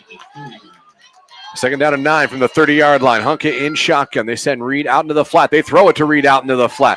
30, cuts back down to near the 25-yard line before he is tackled. So a nice gain there. 4 minutes left to go in the third quarter. 21-17. Fitch is on top of Green. Green's going to have it now. 3rd down and 5 on the 26-yard line. After 3 quarters, West Branch up 28-14 over Norton. So the Warriors trying to move on. Got a quarter left here. In our game, 21-17. Fitch on top of Green. Green has it 3rd down as they take it. Hunka back to pass. Eludes the rush. Still in the pocket looking. Taking a shot towards the end zone. Oh, knocked out of his hands as he was trying to get it to Evan Giorgio. But a great job by the Fitch defenders to knock that ball. I think it was Isaiah Porch who just flat out punched it out of his hands as he was trying to pull it in. Yeah, great defense there on that streak route down the sideline. They've tried that play a few different times with a few different receivers. This one falls incomplete, brings up 4th down and 5 for the Bulldogs. So Green's got it down to the Fitch 26-yard line, but now it is 4th and 5. Hunka in this offense need to get a 1st down here to keep this drive going. Hunka, empty backfield, back to pass. He's looking, still looking, now steps up, pressure coming, looking for somewhere to go, spin move, still alive, still looking. Now he tries to run for it. He'll take it down near the 21-yard line. It's going to depend on the spot here. It's close where they got it spotted right now. Green says 1st down. Fitch says stop, which makes sense. And it is. And they say no, it's a stop. The Fitch defense makes the play. And that's another situation there, Derek, where Hunka had time and no one was open. Absolutely. That's the 3rd or 4th one tonight where the Fitch, as you said, they're only bringing 3 or 4 defenders on most of these dropbacks, but they're 3 or 4 are creating enough havoc in the backfield that forces Hunka out from the pocket and tries to scramble. That time just comes up 1 yard short of the 1st down. They've elected to play coverage more so, but you're right. The interior linemen by themselves are getting adequate pressure. So Fitch takes over now. 3:13 left to go in the third. They have a 21-17 lead over Green, and here they come back out on offense. Miller in shotgun. DeAndre Richard with him, or is that Junie? I believe that's Junie Hicks. Yes. There's Junie, takes the handoff. Going to the right side, flag on the play, runs out of bounds. That's around where the linemen are, so that can't be good. That might be a holding on Fitch. We'll see if that is, in fact, the call.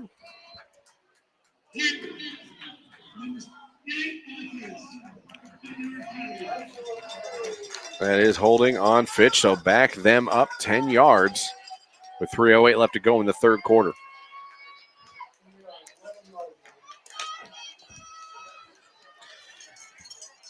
So that'll make it 1st and 20 now. I'll take it back to the 12-yard line. West Branch just increased their lead 35-14 over Norton. So the West Branch Warriors in good shape to move on in the Division IV tournament. 1st and 20 from the 12. Taylor in shotgun. Green showing blitz. Play action fake. Throw it out there. Got it to their receiver around the 16, maybe the 17-yard line. He goes out of bounds. Minimum gain there. I believe that was caught by number 11, Brady Evans. Evans' 4th reception on the night. 28 yards on those 4 receptions. Another update in Division II. Lake has just scored a touchdown. They now trail Hudson 14-13. 14-12. With 7:32 left to go in that game. Hudson on top, but now only by 2. Here it's 21-17. Fitch on top of Green. Kayla rolls out, looking, trying to set up a screen. They do, but Green reads it and blows it up. That's going to go for a loss. They were trying to get DeAndre Richard for a screen, and it went nowhere. Yeah, loss of 4 there. That's the first time that we called Richard's name as a receiver, but that one went the opposite way of what the Falcons wanted. It's going to bring up a 3rd down and 21 deep in their own territory. 1:35 left to go in the third quarter. It's 21-17. Fitch on top of Green. Fitch has it. 3rd down and 21 to go from their own 11-yard line. Taylor in shotgun. Looks over the defense. Takes the snap. It's going to be a draw to Richard. Richard is going to take it. He'll get it up over the 15 and maybe the 16-yard line, about maybe 5 yards on that play. And this drive for Fitch stalls out very quickly, and the punt team is going to have to come out for the Falcons. And going back to return for Green is a very dangerous. I believe that's Evan Reed, and it is standing around his own 46, 47-yard line. He is a dangerous returner. Yeah, Fitch, the punter, lined up at his own 2-yard line here to punt this one away. There's the snap. And we have the play blown dead. And we're going to have a false start on Fitch from the side judge. So back him up even more.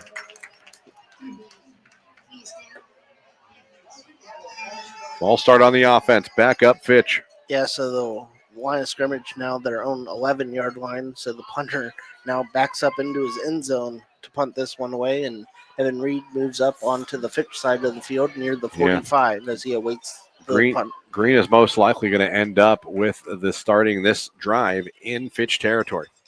Low snap. It's taken. There's the punt. That's a good punt. Very good. All things considered, Evan Reed has it at the 45, and he'll take it, break a tackle inside the 40, down to around the 37-yard line. So a good return by Evan Reed, but a hell of a punt by Fitch. Yeah, absolutely. To punt from your own end zone, and Reed received that punt near about the 47-yard line. So an excellent punt by Fitch there, but a nice return by Evan Reed to set up the Bulldog offense at the Fitch 37 here in the latter stages of the third quarter. All right, so there's 19 seconds left to go in the third quarter. Green is trailing Fitch 21-17. Green has the ball on the Fitch 37-yard line. Hunka is going to come out with Evan Reed back there with him. Anthony McMichael is back there with him as well in shotgun. Twins right, receiver left. They're going to turn, hand it off to Evan Reed. He's going to try the left side. Reed cuts back inside the 35, down to the 33, but we have a flag on the play, and I'm already seeing the holding call. I think that might be holding on the Green Bulldogs.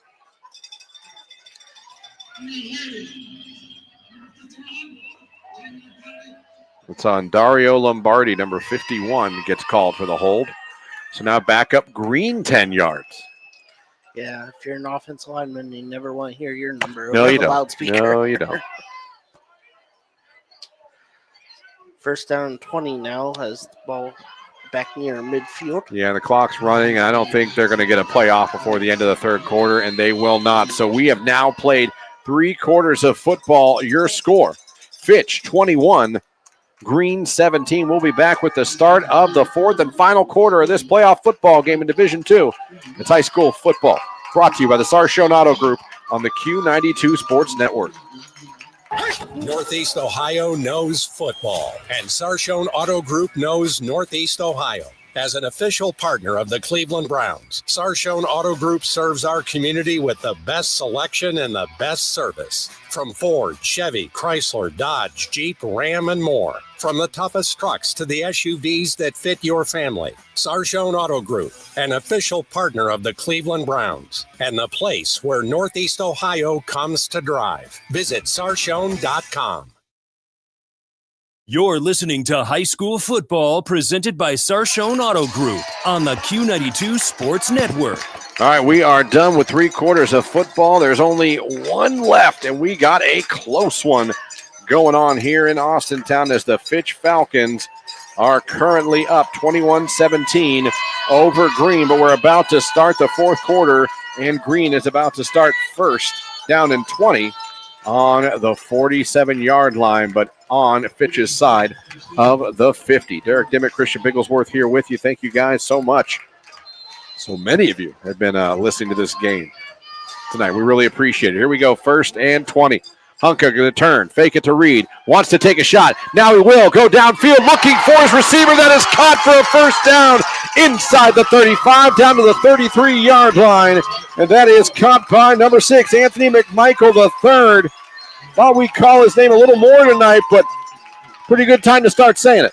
Yeah, 24-yard gain there for the Green Bulldogs to open this 4th quarter, marching right down the field. 1st and 10, Hunka already taking the snap, but we're going to have another flag, and it's going to be a false start on Green as someone was not lined up correctly.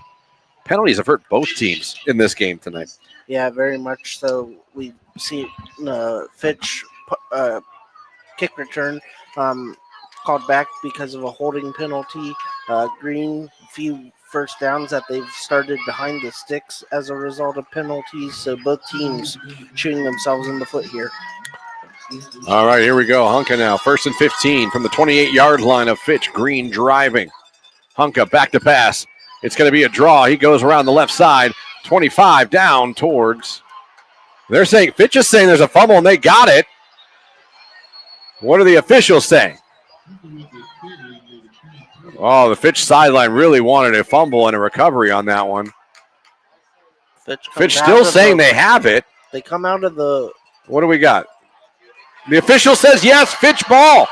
Wow. So they're going to say a turnover. It happened on the far side of the field. We didn't have the best angle of it, but the officials say fumble by Green. Fitch recovers. A huge turnover for the Bulldogs here to start the 4th quarter. Yeah, Fitch able to pop the ball loose there. Tyson Hunka over there near the Fitch sideline. Looked like he was going out of bounds, but the defender able to rip the ball out before he crossed that sideline. And the recovery, they came out of the pile with the ball, and the refs grant them the possession. So Fitch gets the ball back. They've got a 21-17 lead here in the 4th quarter. There's still 11:31 left to go in this ball game. 1st and 10 from their own 24-yard line. Taylor in shotgun, hands it off to Richard. Richard with a big burst up over the 30, up over the 35, the 40, 45, 50, goes out of bounds into Green territory. They're going to mark him down at the 46-yard line. A big explosive run by DeAndre Richard. Yeah, 30-yard gain there. The longest play from scrimmage for the Falcons thus far tonight. 1st down and 10 from the Green 46-yard line. Big run by Richard. Another score update here. What do we got here? 2:52 left to go in the game. McKinley up 23-7 over Medina. McKinley looking to move on. Hudson still up 14-12 over Lake here in Division II. Junie Higgs with a run. He takes it inside the 45 down to around the 42, 41-yard line. Starting to get a little physical out there. It's a playoff game. Mm-hmm. Yeah. East Canton up 32-18 over Fairport.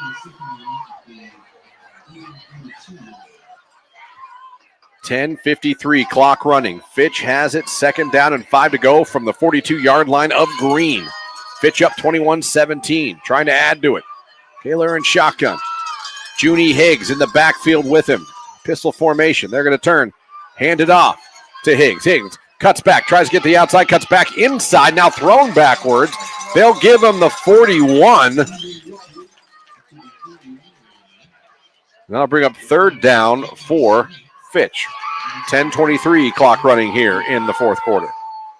Big 3rd down here for the Green Bulldog defense to try to halt this drive and get possession back. Still only down 4. Coming up on 10 minutes to go in the ball game. Fitch up by 4, 21-17. They have the ball in Green territory down to the 41-yard line. Kayla now going to come out in shotgun. DeAndre Richard with him. They turn. Hand it off to Richard. He takes it through the hole. Spin move inside the 35. Down to around the 32, maybe the 31-yard line. 1st down and another big physical run by DeAndre Richard. Yeah, they list him at 5'9", 195, and that's a lot of muscle. Built almost like a Derrick Henry body type. Big arms, big legs, and he kept them churning there for the 1st down. 9:34 clock running. Fitch with the lead, 21-17, and driving.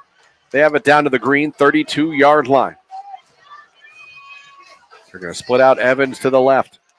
Taylor in shotgun, Richard with him. Here's the snap. It's going to be a toss to the short side to Richard. Richard takes it.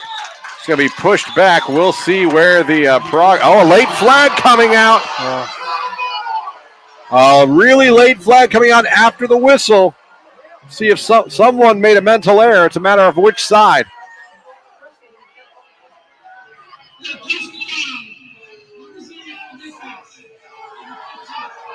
Personal foul on the defense on number 15. Here, Jenkins, they call it on. That is a huge penalty for Green. Yeah, it looked like they stopped him there for little to no gain, and driving him back, they blew the play dead with the stop of the forward progress. As he was pushed back, he fell to the ground. The ref found it egregious enough to throw the penalty flag, and they'll mark off the 15 yards. So a huge, huge mistake for Green. There's some discussion. Yeah, now they're talking about something after they announced the penalty, and now the officials are huddling up around the 33-yard line. Not sure what they're talking about. Score update, Massillon scores again, 62-7 over Hoover in the 4th quarter. Hudson still up on Lake late in the 4th, 14-12. So now they're going to mark off the penalty, and this is going to take the ball all the way down in the R.G. Drake red zone. That's going to put it at the 17-yard line, I believe. Yes, so the 17-yard line. Fitch has it in the red zone with a 21-17 lead with 9:06 left to go in the ball game. The clock begins to run again. 1st and 10 for Fitch. Kayla in shotgun. He's got Junie Higgs back there with him on this play. They turn, hand it off to Higgs. Higgs finds a hole inside the 10. Falls down to around the 8-yard line where they'll mark him down. 8:40 left to go in the ball game. Fitch up 21-17 and in the red zone trying to add on. In this Division II Round 2 playoff game between the Fitch Falcons and the Green Bulldogs. Yeah, the Falcons 200 yards combined rushing, 148 for Richard, 52 for Higgs. Wow. All right.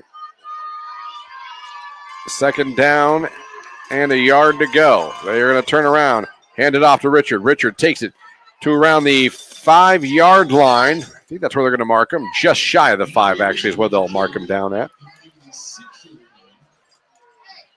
Their score update, McKinley adds another touchdown. They're up 37 over Medina. So Canton McKinley Bulldogs is going to be moving on in the Division I playoffs.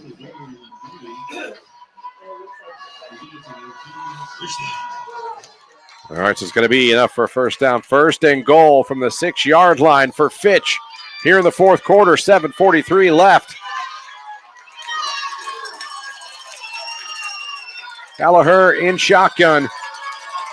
DeAndre Richard with him. They're going to turn, hand it off to Richard. He's going to bust spin move, go towards the goal line. They'll mark him just short down at the 1-yard line. It's going to be second and goal from the 1 for Fitch. As this game's gone on, DeAndre Richard he's gotten stronger with his runs. Yeah, 24 rush attempts, 155 yards, 2 touchdowns, 1 from 4 yards out, 1 from 1. And this one sits second and 1 from goal to go. More importantly, we're now under 7 minutes left to go in this ball game. First and goal from the 4. DeAndre Richard back there with Gallagher. Turns, hands it off to Richard. Takes it, dives in from the 1-yard line. Touchdown, Fitch. DeAndre Richard gets another one for the Falcons, and they increase their lead 27-17 with the extra point pending. DeAndre Richard with some big physical runs here in this second half. As now Faulkner will come out for the extra point. Yeah, he dove into the end zone and the ball came out, but he had already crossed the goal line, so the touchdown stands. The Green fans saw the ball come out and thought maybe there was a fumble, but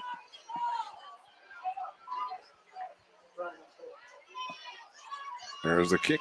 The kick is up, and the kick is good. So your new score with 6:48 left to go in the ball game. Fitch up 28-17 over Green. Green will get the ball back. They've got some work to do. You're listening to High School Football, brought to you by the Sarshone Auto Group on the Q92 Sports Network. Football fans, Mondays just got better. Join Q92 Sports Live every Monday at 11 a.m. for the Pro Football Hall of Fame Luncheon.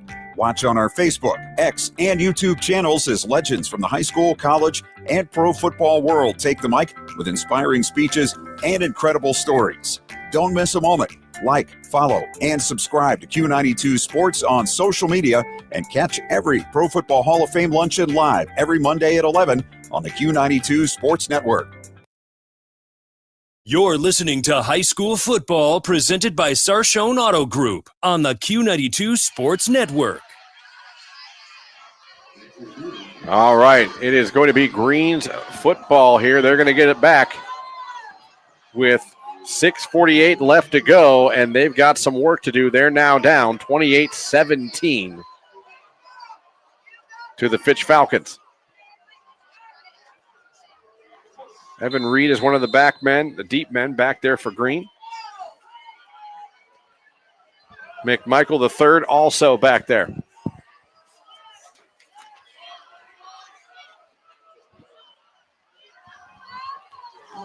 So here comes a kickoff from Faulkner.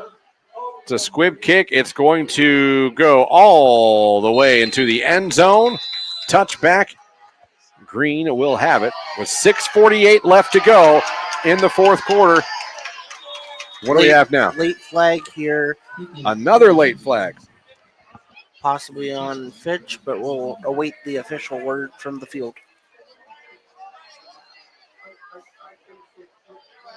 So we're waiting to see what the call will be.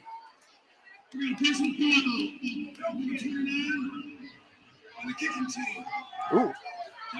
So personal foul, number 29 on the kicking team. That's Andre Elliott Jr., the sophomore. So that's going to help Green, and that's going to take the football out to the 35-yard line. So good field position. Hunka and this Green offense, Derek, they got some work to do. 6:48, and you got to score twice. You still got all your timeouts. But Fitch has kind of had some answers for the offense as this game's gone on. Yeah, it was about midway through the second quarter when Green went up 17-7, and it's been all Fitch since then. All right, Hunka with the play-action fake on 1st and 10. Wants to take a shot, throws across the middle, tipped and intercepted by Fitch. It was tipped by one of the linebackers and then picked off, I believe, by, is that Dylan? No. Is that Dylan Crone? No, that's 32. That is Anthony Nespeka. How about that off a tip? An interception by Hunka. A huge turnover. Hunka's second turnover of the half. And now Green is in trouble, and they're going to need their defense to step up here. Yeah, a big play there by the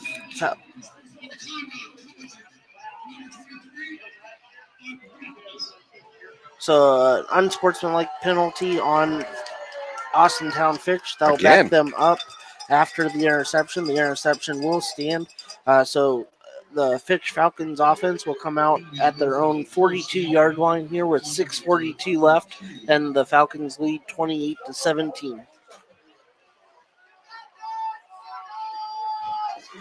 Yeah, great tip there by the defender, and the other defender there able to haul it in and bring this Falcon offense back out here looking to seal this one away. All right. Here come the Fitch Falcons with this offense and with DeAndre Richard. 1st and 10 on their own 42-yard line with a 28-17 lead. Here comes Richard. Goes around the left side. He is going to be tackled for a loss and thrown down. And another play by Josh Taylor, who's had a great game on the defensive line for Green tonight. Absolutely. There's been very few times that the Falcon rushing attack has been stopped at or near the line of scrimmage, and each time I feel like it's been Josh Taylor's name that you've called for that stop. 6:15 clock running. Fitch up 28-17 over Green here on the Q92 Sports Network. Derek Dimmitt, Christian Bigglesworth here, thanking you for having us on this morning. I think I'm doing the morning show now. Having us on this evening. It's habit, you know? Yeah, absolutely. Taylor now on 2nd down and 12 from the 40, turns, hands it off to Junie Higgs. Higgs takes it up over the 45, still going, and they're going to end up marking him down all the way almost to midfield. How about that late push on Junie Higgs and those big offensive linemen for Fitch for moving the pile? Yeah, got a little help from his friends there. Looked like he was stopped and got pushed forward about another 4 yards to bring up a 3rd down and short here. 3rd and 4, rather. So 3rd down and 4 for Fitch. 5:21 left to go here in the ball game. Fitch up 28-17. And with it. Wow, no flag there. I thought maybe Green might have jumped again, but they said no. As Fitch might let the play clock run down and call a timeout. Yeah, it looks like Coach Parker going to call a timeout. That's exactly what he's going to do. On the game play clock. We have a final. Hudson beats Lake 14-12. So Lake's season comes to an end. Hudson moves on. Another final. McKinley does beat Medina 30-7. So McKinley will move on. Lake is done. Massillon moves on. Hoover is done.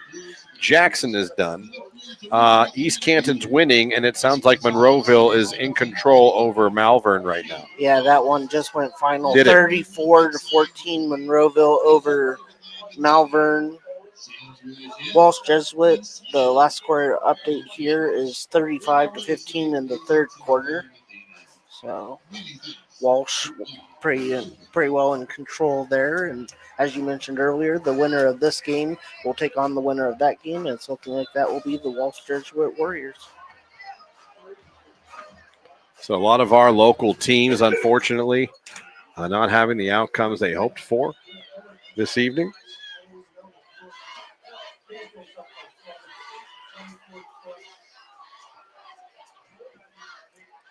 It's a good comment by Big Lee on the YouTube. I respect that. 3rd down and 3 to go for Fitch. Receiver comes in motion. Now he goes back over here. 3rd down and 4. Kaylaher. Junie Higgs is the running back on this play. Going to turn, give it to Higgs. Higgs going to cut back inside the 50. He gets up close to where he needed to get, but it looks like they're going to mark him about a yard short at about the 48. Actually, they walked it back to the 50. Yeah, it looked like he got a little past the 50, but the side judge puts his foot right down at the 50-yard line, so it'll bring up a 4th down and 2 here at midfield. So 4th down and 2, and it looks like Fitch is bringing out their punt team with 4:32 and clock running. So Fitch will punt. Green got the stop they needed. But again, time is of the essence. Now they have all 3 timeouts left. But there's 4:20 and clock running. Interesting lineup here for Fitch. And they are not going to punt it. They're going to try to get the first down. There is a flag. Flags thrown everywhere. A rugby-style kick attempt by Brady Evans, but flags everywhere way back in the backfield. Yeah, he actually threw that ball. Incomplete pass, but it looks like the flags will be for holding, but likely declining the penalty to take over possession at the 50-yard line will be Coach Geis and the Green Bulldogs. Yeah, not sure what that was an interesting play call. Yeah, they had 3 gunners or receivers lined up at the far ends of the line of scrimmage on each end of the field, and then the 4 linemen more traditionally lined up with the punter. Well, they're pulling every ref into this discussion now. So they're trying to figure out exactly what they want to call here. As even the one side official side judge that was trying to stay out of it, they called him in like, no, we got to, it's a discussion when they start playing music. Yeah, the band trying to stay warm. Yeah, the band's trying. As the temperature dips here. 4:05 left here in the 4th quarter. So we await the result of these penalty flags on the field. So more discussion. See. Again, a little surprised that honestly they didn't just line up and go for it with DeAndre Richard and the night he's having. Okay, here we go. Inadvertent whistle is what they're going to call. Replay 4th down. I didn't even hear it. I didn't hear it. Coach Geis beside himself here looking for Coach Geis some type of explanation. He's like, what? I didn't see that coming. And they're going to replay the down, and now Fitch out in a normal offensive formation. Yeah. With Kayla Herr and the running back, DeAndre Richard. Interesting. Take the snap. Give it to Richard. He's going to try to get the first down. He fights forward and will get it. Got it by 1 yard. Green fans here are enraged in the stands over here after that one. I did not hear an inadvertent whistle that stopped play at all. Yeah, Coach Geis. Very animated on his sideline here. I can't say I blame. Oh, yeah, no, he's hot. He's very hot. Yeah, no. In baseball, sometimes a manager goes out you there can get run for that. Yeah, if that was baseball, he might have got run. Yeah, and he just got a flag. Yeah, and I can't blame him for being upset. Inadvertent whistle. Yeah, absolutely. Your team has fought hard all season long. This is a close game still. You think you get the defensive stop to take over possession, and then pick up a flag and say inadvertent whistle.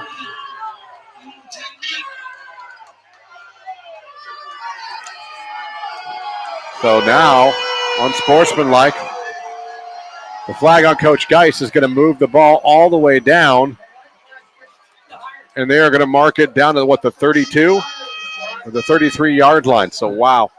I know Coach Geis didn't want that, but I can't blame him for being upset. Absolutely. That was a very interesting call. Oh, there you go. Now we're on stream. FCC can't hurt us. Told you the fans were upset. Great showing tonight by the Green Absolutely. Bulldog The Bulldog fans traveled for this game for sure. Yeah, we're on the visiting sideline and looking down here from where our vantage point. These bleachers are full here on the visitors' side here at Austintown Fitch. Boy, this official's mic has not worked well the entire evening. It's cut out when it's even worked. Yeah. Coach Geis takes a timeout to stop the clock and go out there and talk to the officials a little bit more. I'm sure he just would like to know, how did you guys meet and come up with inadvertent whistle? Right. If it was inadvertent, why did you let the play happen? Right. And if it's, you would think they would be blowing the whistle more to stop the play if they blew it the first time to stop and it was inadvertent. But yeah. Coach Geis is still out there talking. Coach Geis, I don't believe he's even calmed down. No. It might be next week before he calms down from that call. As he's talking. Now, he doesn't seem as animated. Yeah, he's not. You know what I mean? Just like you said, just wanting more of an explanation of how that was the result of the powwow that they held after 2 flags sat on the field, and it looked like the Green Bulldogs were going to take over possession at midfield. So timeout over. We're back on here. It's going to be 2nd down and about 9 for Fitch. Junie Higgs is the running back there now. East Canton 46-18 over Fairport in the 4th. Wow. Spider Miller. They're going to turn, hand it off to Junie Higgs. Higgs going to try the left side. Higgs cuts it back inside the 25, down to around the 23-yard line. Does Coach Geis use another time? He's still. That side judge is going to wake up in cold sweats thinking about Coach Geis. I hope he's married, so he's kind of used to this, but. All right. So there's 3:28 left to go in the ball game now. Coach Geis used another timeout. They put some time back on. It's 3:30 now. Oh, okay. This game hasn't lasted long enough. We got to add more time. The flow has certainly slowed down, if you will. Yeah. The pace has slowed. And not the salsa. Yeah. No real rhythm. No. At this point. But it's been a fun game. It has. And 2 well-coached teams, 2 teams that have had great seasons, but we get to the playoffs, and unfortunately only one team can advance. All right, here we go. 3:30 left to go in the game. It's going to be 3rd down and 3 to go for Fitch. Junie Higgs now in the full house backfield. Takes the snap himself, runs it, takes it, and they're going to mark him right at the 1st down marker. I think they're going to call it just short. No. Oh, timeout again by Green. Yeah, that will be their last timeout. So that's the last time Coach Geis can. Yeah. Friends and family time out. It's time to bring a friend to the family, everybody. Gotta make our sponsors happy.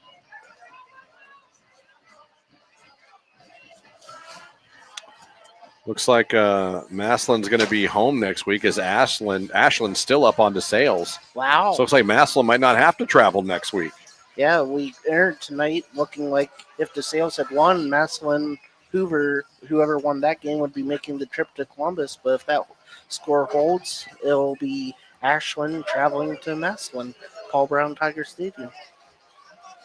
Very interesting.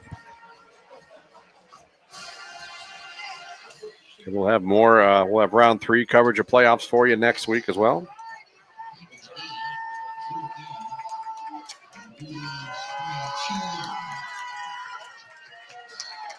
So here we go.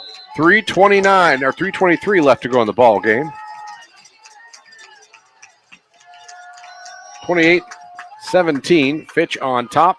DeAndre Richard takes the handoff. They're saying fumble. Green's saying there's a fumble. No official is. Yeah, that was a direct snap to Richard there on the 4th and short. We'll await the spot here.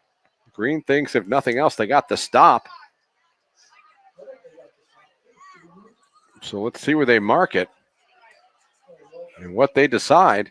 Well, we're going to have a measurement here. We're going to measurement. We had one last week. Nothing the whole regular season for us in terms of measurements, but here in the playoffs, 2 weeks, 2 measurements. So this is big. This would give, if Green got the stop, they'll get the ball back. So here we go. Here comes the official measurement.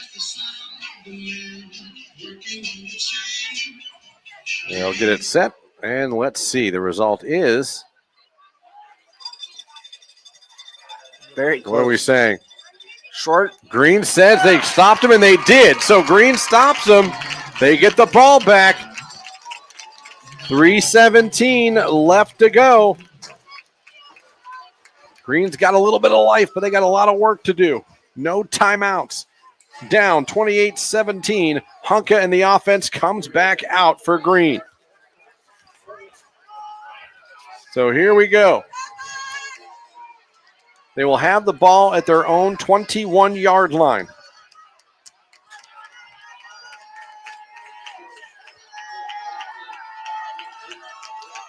Hunka comes out, empty backfield. First down and 10. 5 wides. Hunka in shotgun. Back to pass. Steps up in the pocket. Throws. Looking for his receiver. It sails incomplete. He was looking to get it to Evan Giorgio. Yeah, he threw that one before Giorgio had cut towards the sideline there and blew past his head. Brings up second down and 10.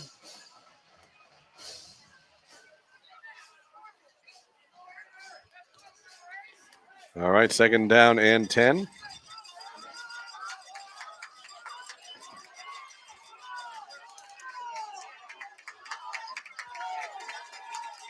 Hunka back to pass. Steps up, pressure coming, still looking to throw it downfield. Cuts it up over the 25. Tries to get out of bounds and does. Green wanted a flag for pushing him out of bounds. They don't get it. Does stop the clock. Yeah, there was contact, but it was before Hunka had crossed over the sideline, so no penalty on the play. A gain of 5 on the play, so 6. They added a few there. Third down and 4.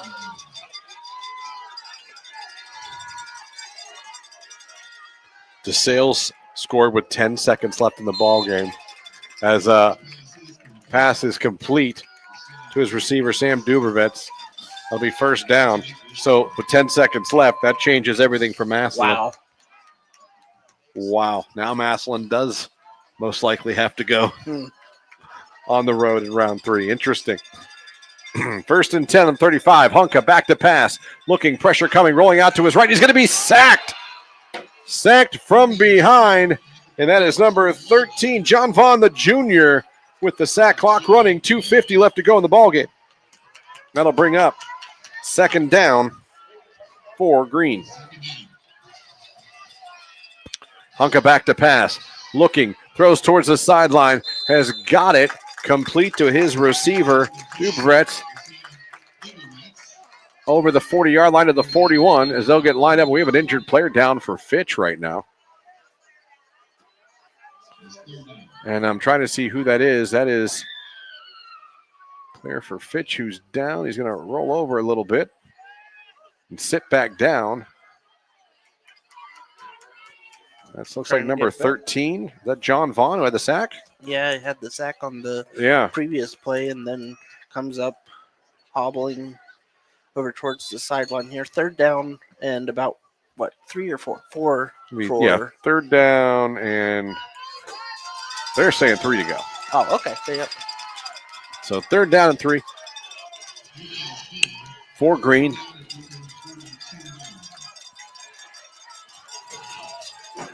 Hunka looks a little confused.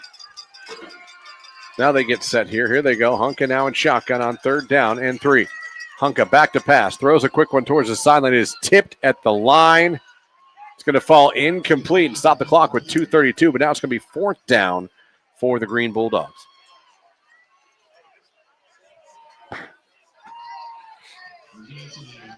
(28-17) is the score. Fitch on top of Green here late in this ball game.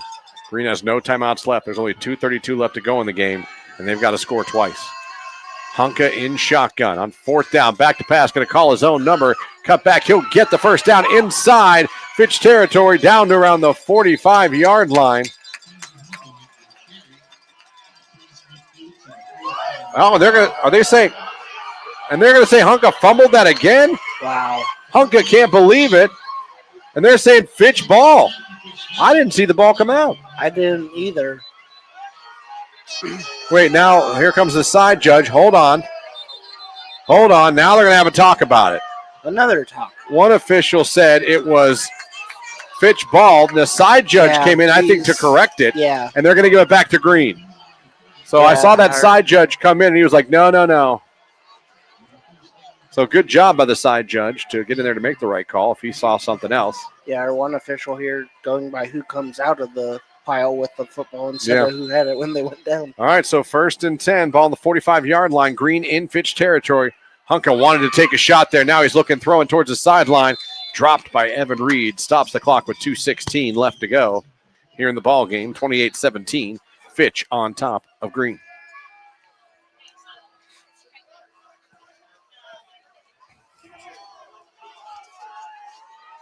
There's a final now. West Branch beats Norton 35-14. Coach Cooper, another playoff win. They'll move on to round 3.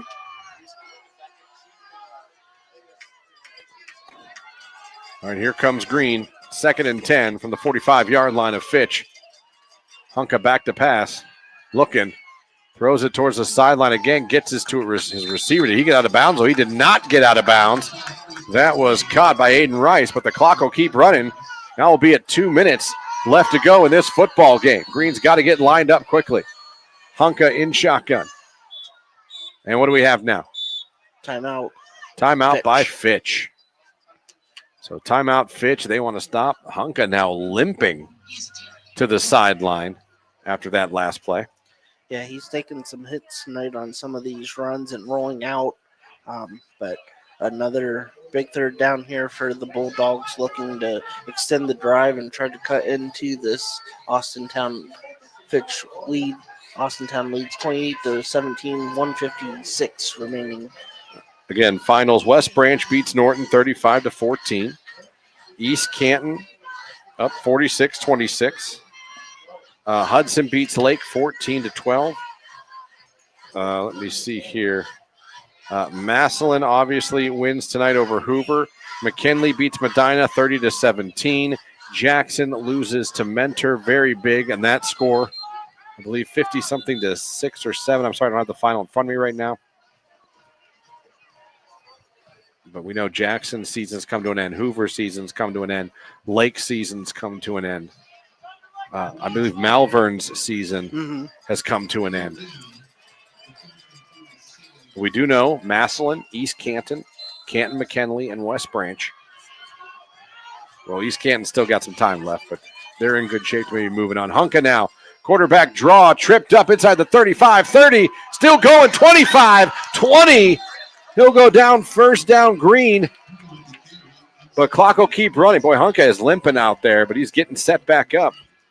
1st and 10 now. Ball on the 19-yard line. They're in the red zone. Hunka back to pass. Hunka takes a shot towards the end zone. That is incomplete, almost intercepted as he took a shot there in the end zone.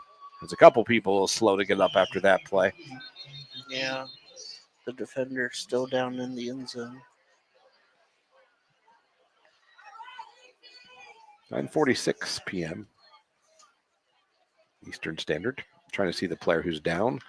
They're checking on him right now. So training staffs from both sides are coming out along with Coach Parker to check on the defender. There was a lot of contact. There was a collision as everyone went for it. Now he is rolling over on his back now. It's a great sign. Very good.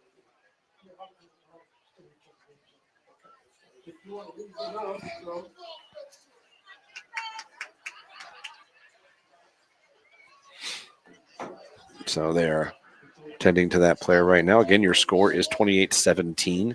Green has the ball, 2nd and 10 from the 19-yard line. They're in the R.G. Drake red zone right now. They have no timeouts left. So they'd have to score here and get an onside kick and score again. They tend to the injured player there.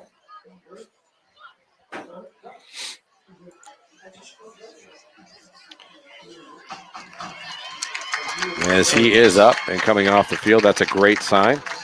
That is Junie Hicks. So glad he's okay. And 52-6 was the final for Mentor and Jackson. Massillon's final was 62-7. Hudson 14-12 over Lake. And 30-7 McKinley over Medina. So we're getting lined back up here. It's going to be 2nd down and 10 for Hunka and the offense for Green. Trips left, receiver to the right.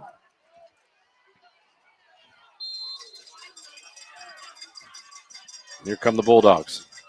Hunka back to pass, looking, throws it towards the sideline. Kappa is receiver inside the 10 and out of bounds. That is Dubervets. Stops the clock with 1:34 left to go.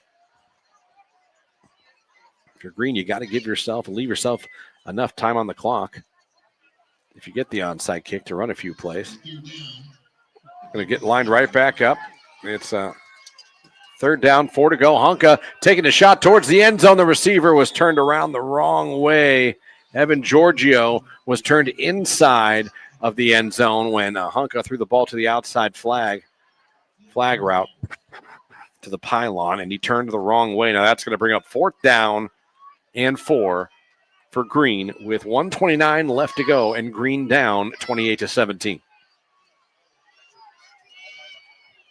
Green needs, if nothing else, get the 1st down here. They have no timeouts left. They're down 28-17. Here we go. Hunka trips to his left, twins to his right. Back to pass, looking, going to call his own number to get the 1st down. He does. Inside the 10, inside the 5. He gets it all the way in for a touchdown. Tyson Hunka scores with 1:23 left to go in the game. Green is not done yet.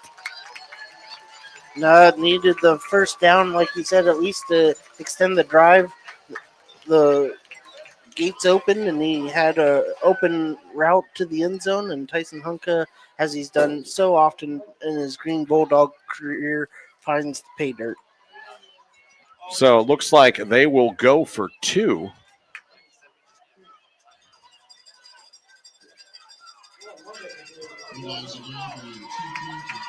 And they're going to go for a 2-point conversion here. Hunka in shotgun, rolling out to his right, looking, will throw it. And he's got it to Evan Reed for the 2-point conversion. Wow. So the 2-point conversion is good, and that makes it a 3-point game with 1:23 left to go in the ball game. Wow. Green, like I said, not done yet, Derek. Yeah, and going back to the 1st quarter, Green surprised Fitch with an onside kick that they were able to recover. Fitch will be waiting for this one, but a lot rides on this onside kick. Here is the situation. Green has just scored and got a 2-point conversion. It's 28-25. Fitch is on top of Green. Green has no timeouts left. Green is going to onside kick it here. If they get it, they'd still have 1:23 left to go in the ball game. They have no timeouts. This onside kick is super important right now for Green. And if you're Fitch, you've got your hands team out there and you are coaching them up on what you want them to do. So here we go. 28-25, Fitch on top of Green. Green about to do an onside kick to try to get the ball back. With 1:23 left, Green has no timeouts. They cannot stop the clock if they don't get this onside kick. Kicking it will be number 25. Nick Weigel will be doing the onside kick. They've got players to each side of Weigel. Let's see. Here we go. Weigel awaiting the officials to give him the whistle. Here is the onside kick. There's the whistle. We're good to go. Some of the Green players wondering what's going on. Now they're going to switch formations. And now what do we have? Coach Parker's going to take a timeout here after seeing how Green lined up. Coach Parker calls a timeout.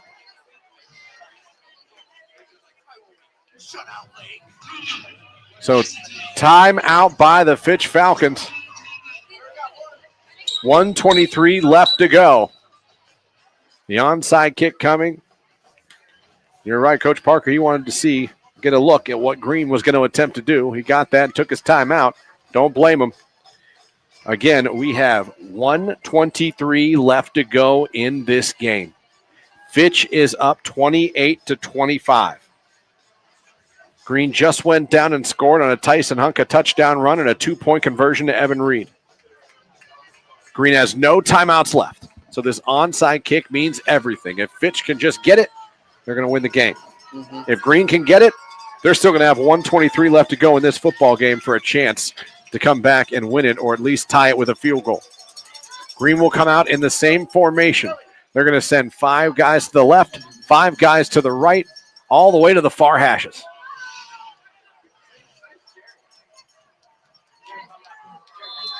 Nick Weigel will be doing the kick.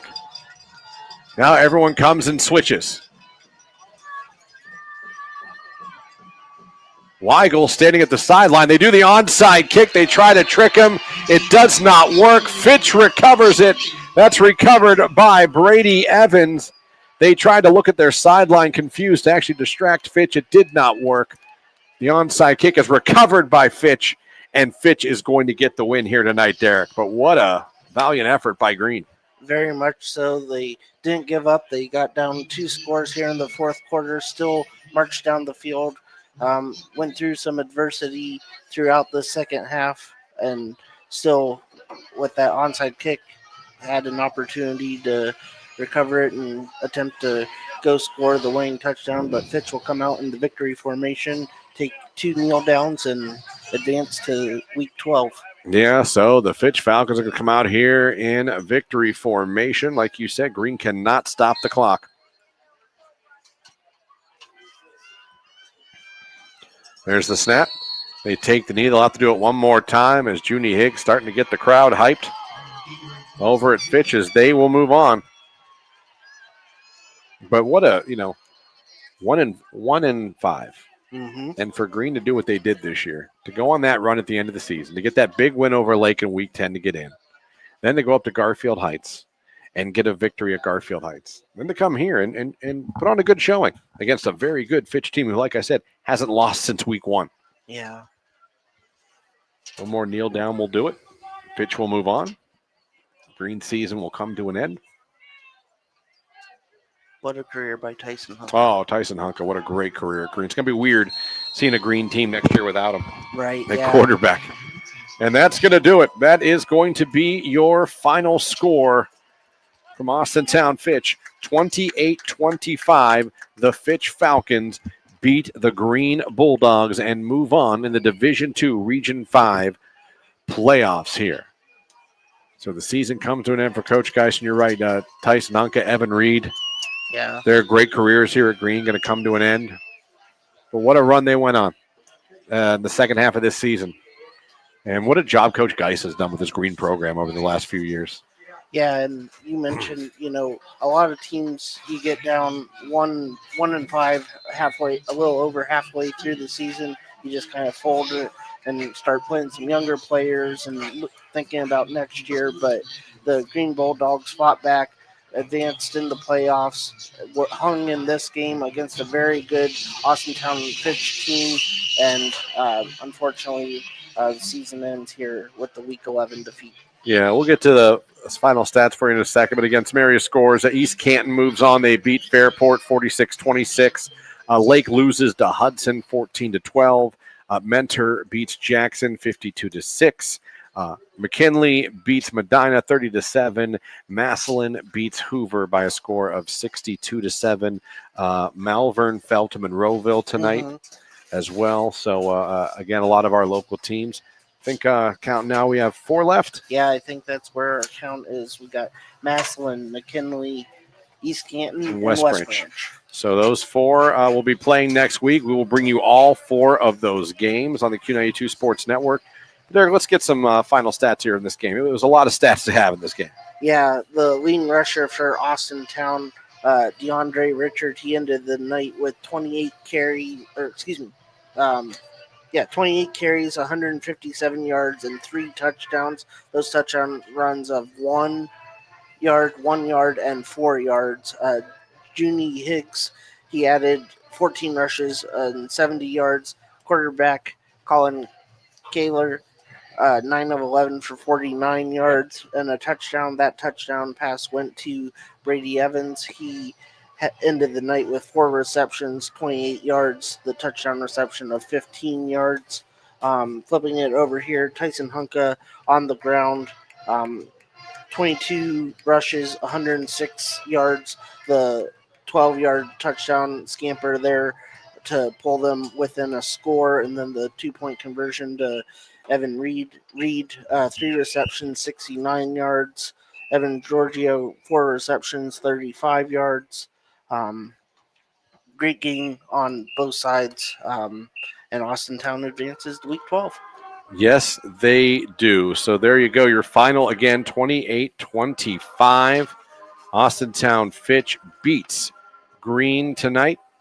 And if this was our final game, Derek, another fun season with you, buddy. Mm-hmm. Calling all these games. We left our little AM bubble this year. Yeah. We went all over Stark County. Yeah. And we'll see. And Mahoning. And Mahoning. We did it all. So we'll see if we end up anywhere next week. But we'll obviously have all 4 of those games for you next week. We'll have the East Canton game. We'll have West Branch. We'll have McKinley. We'll have Massillon on the Q92 Sports Network that you can listen to live and for free.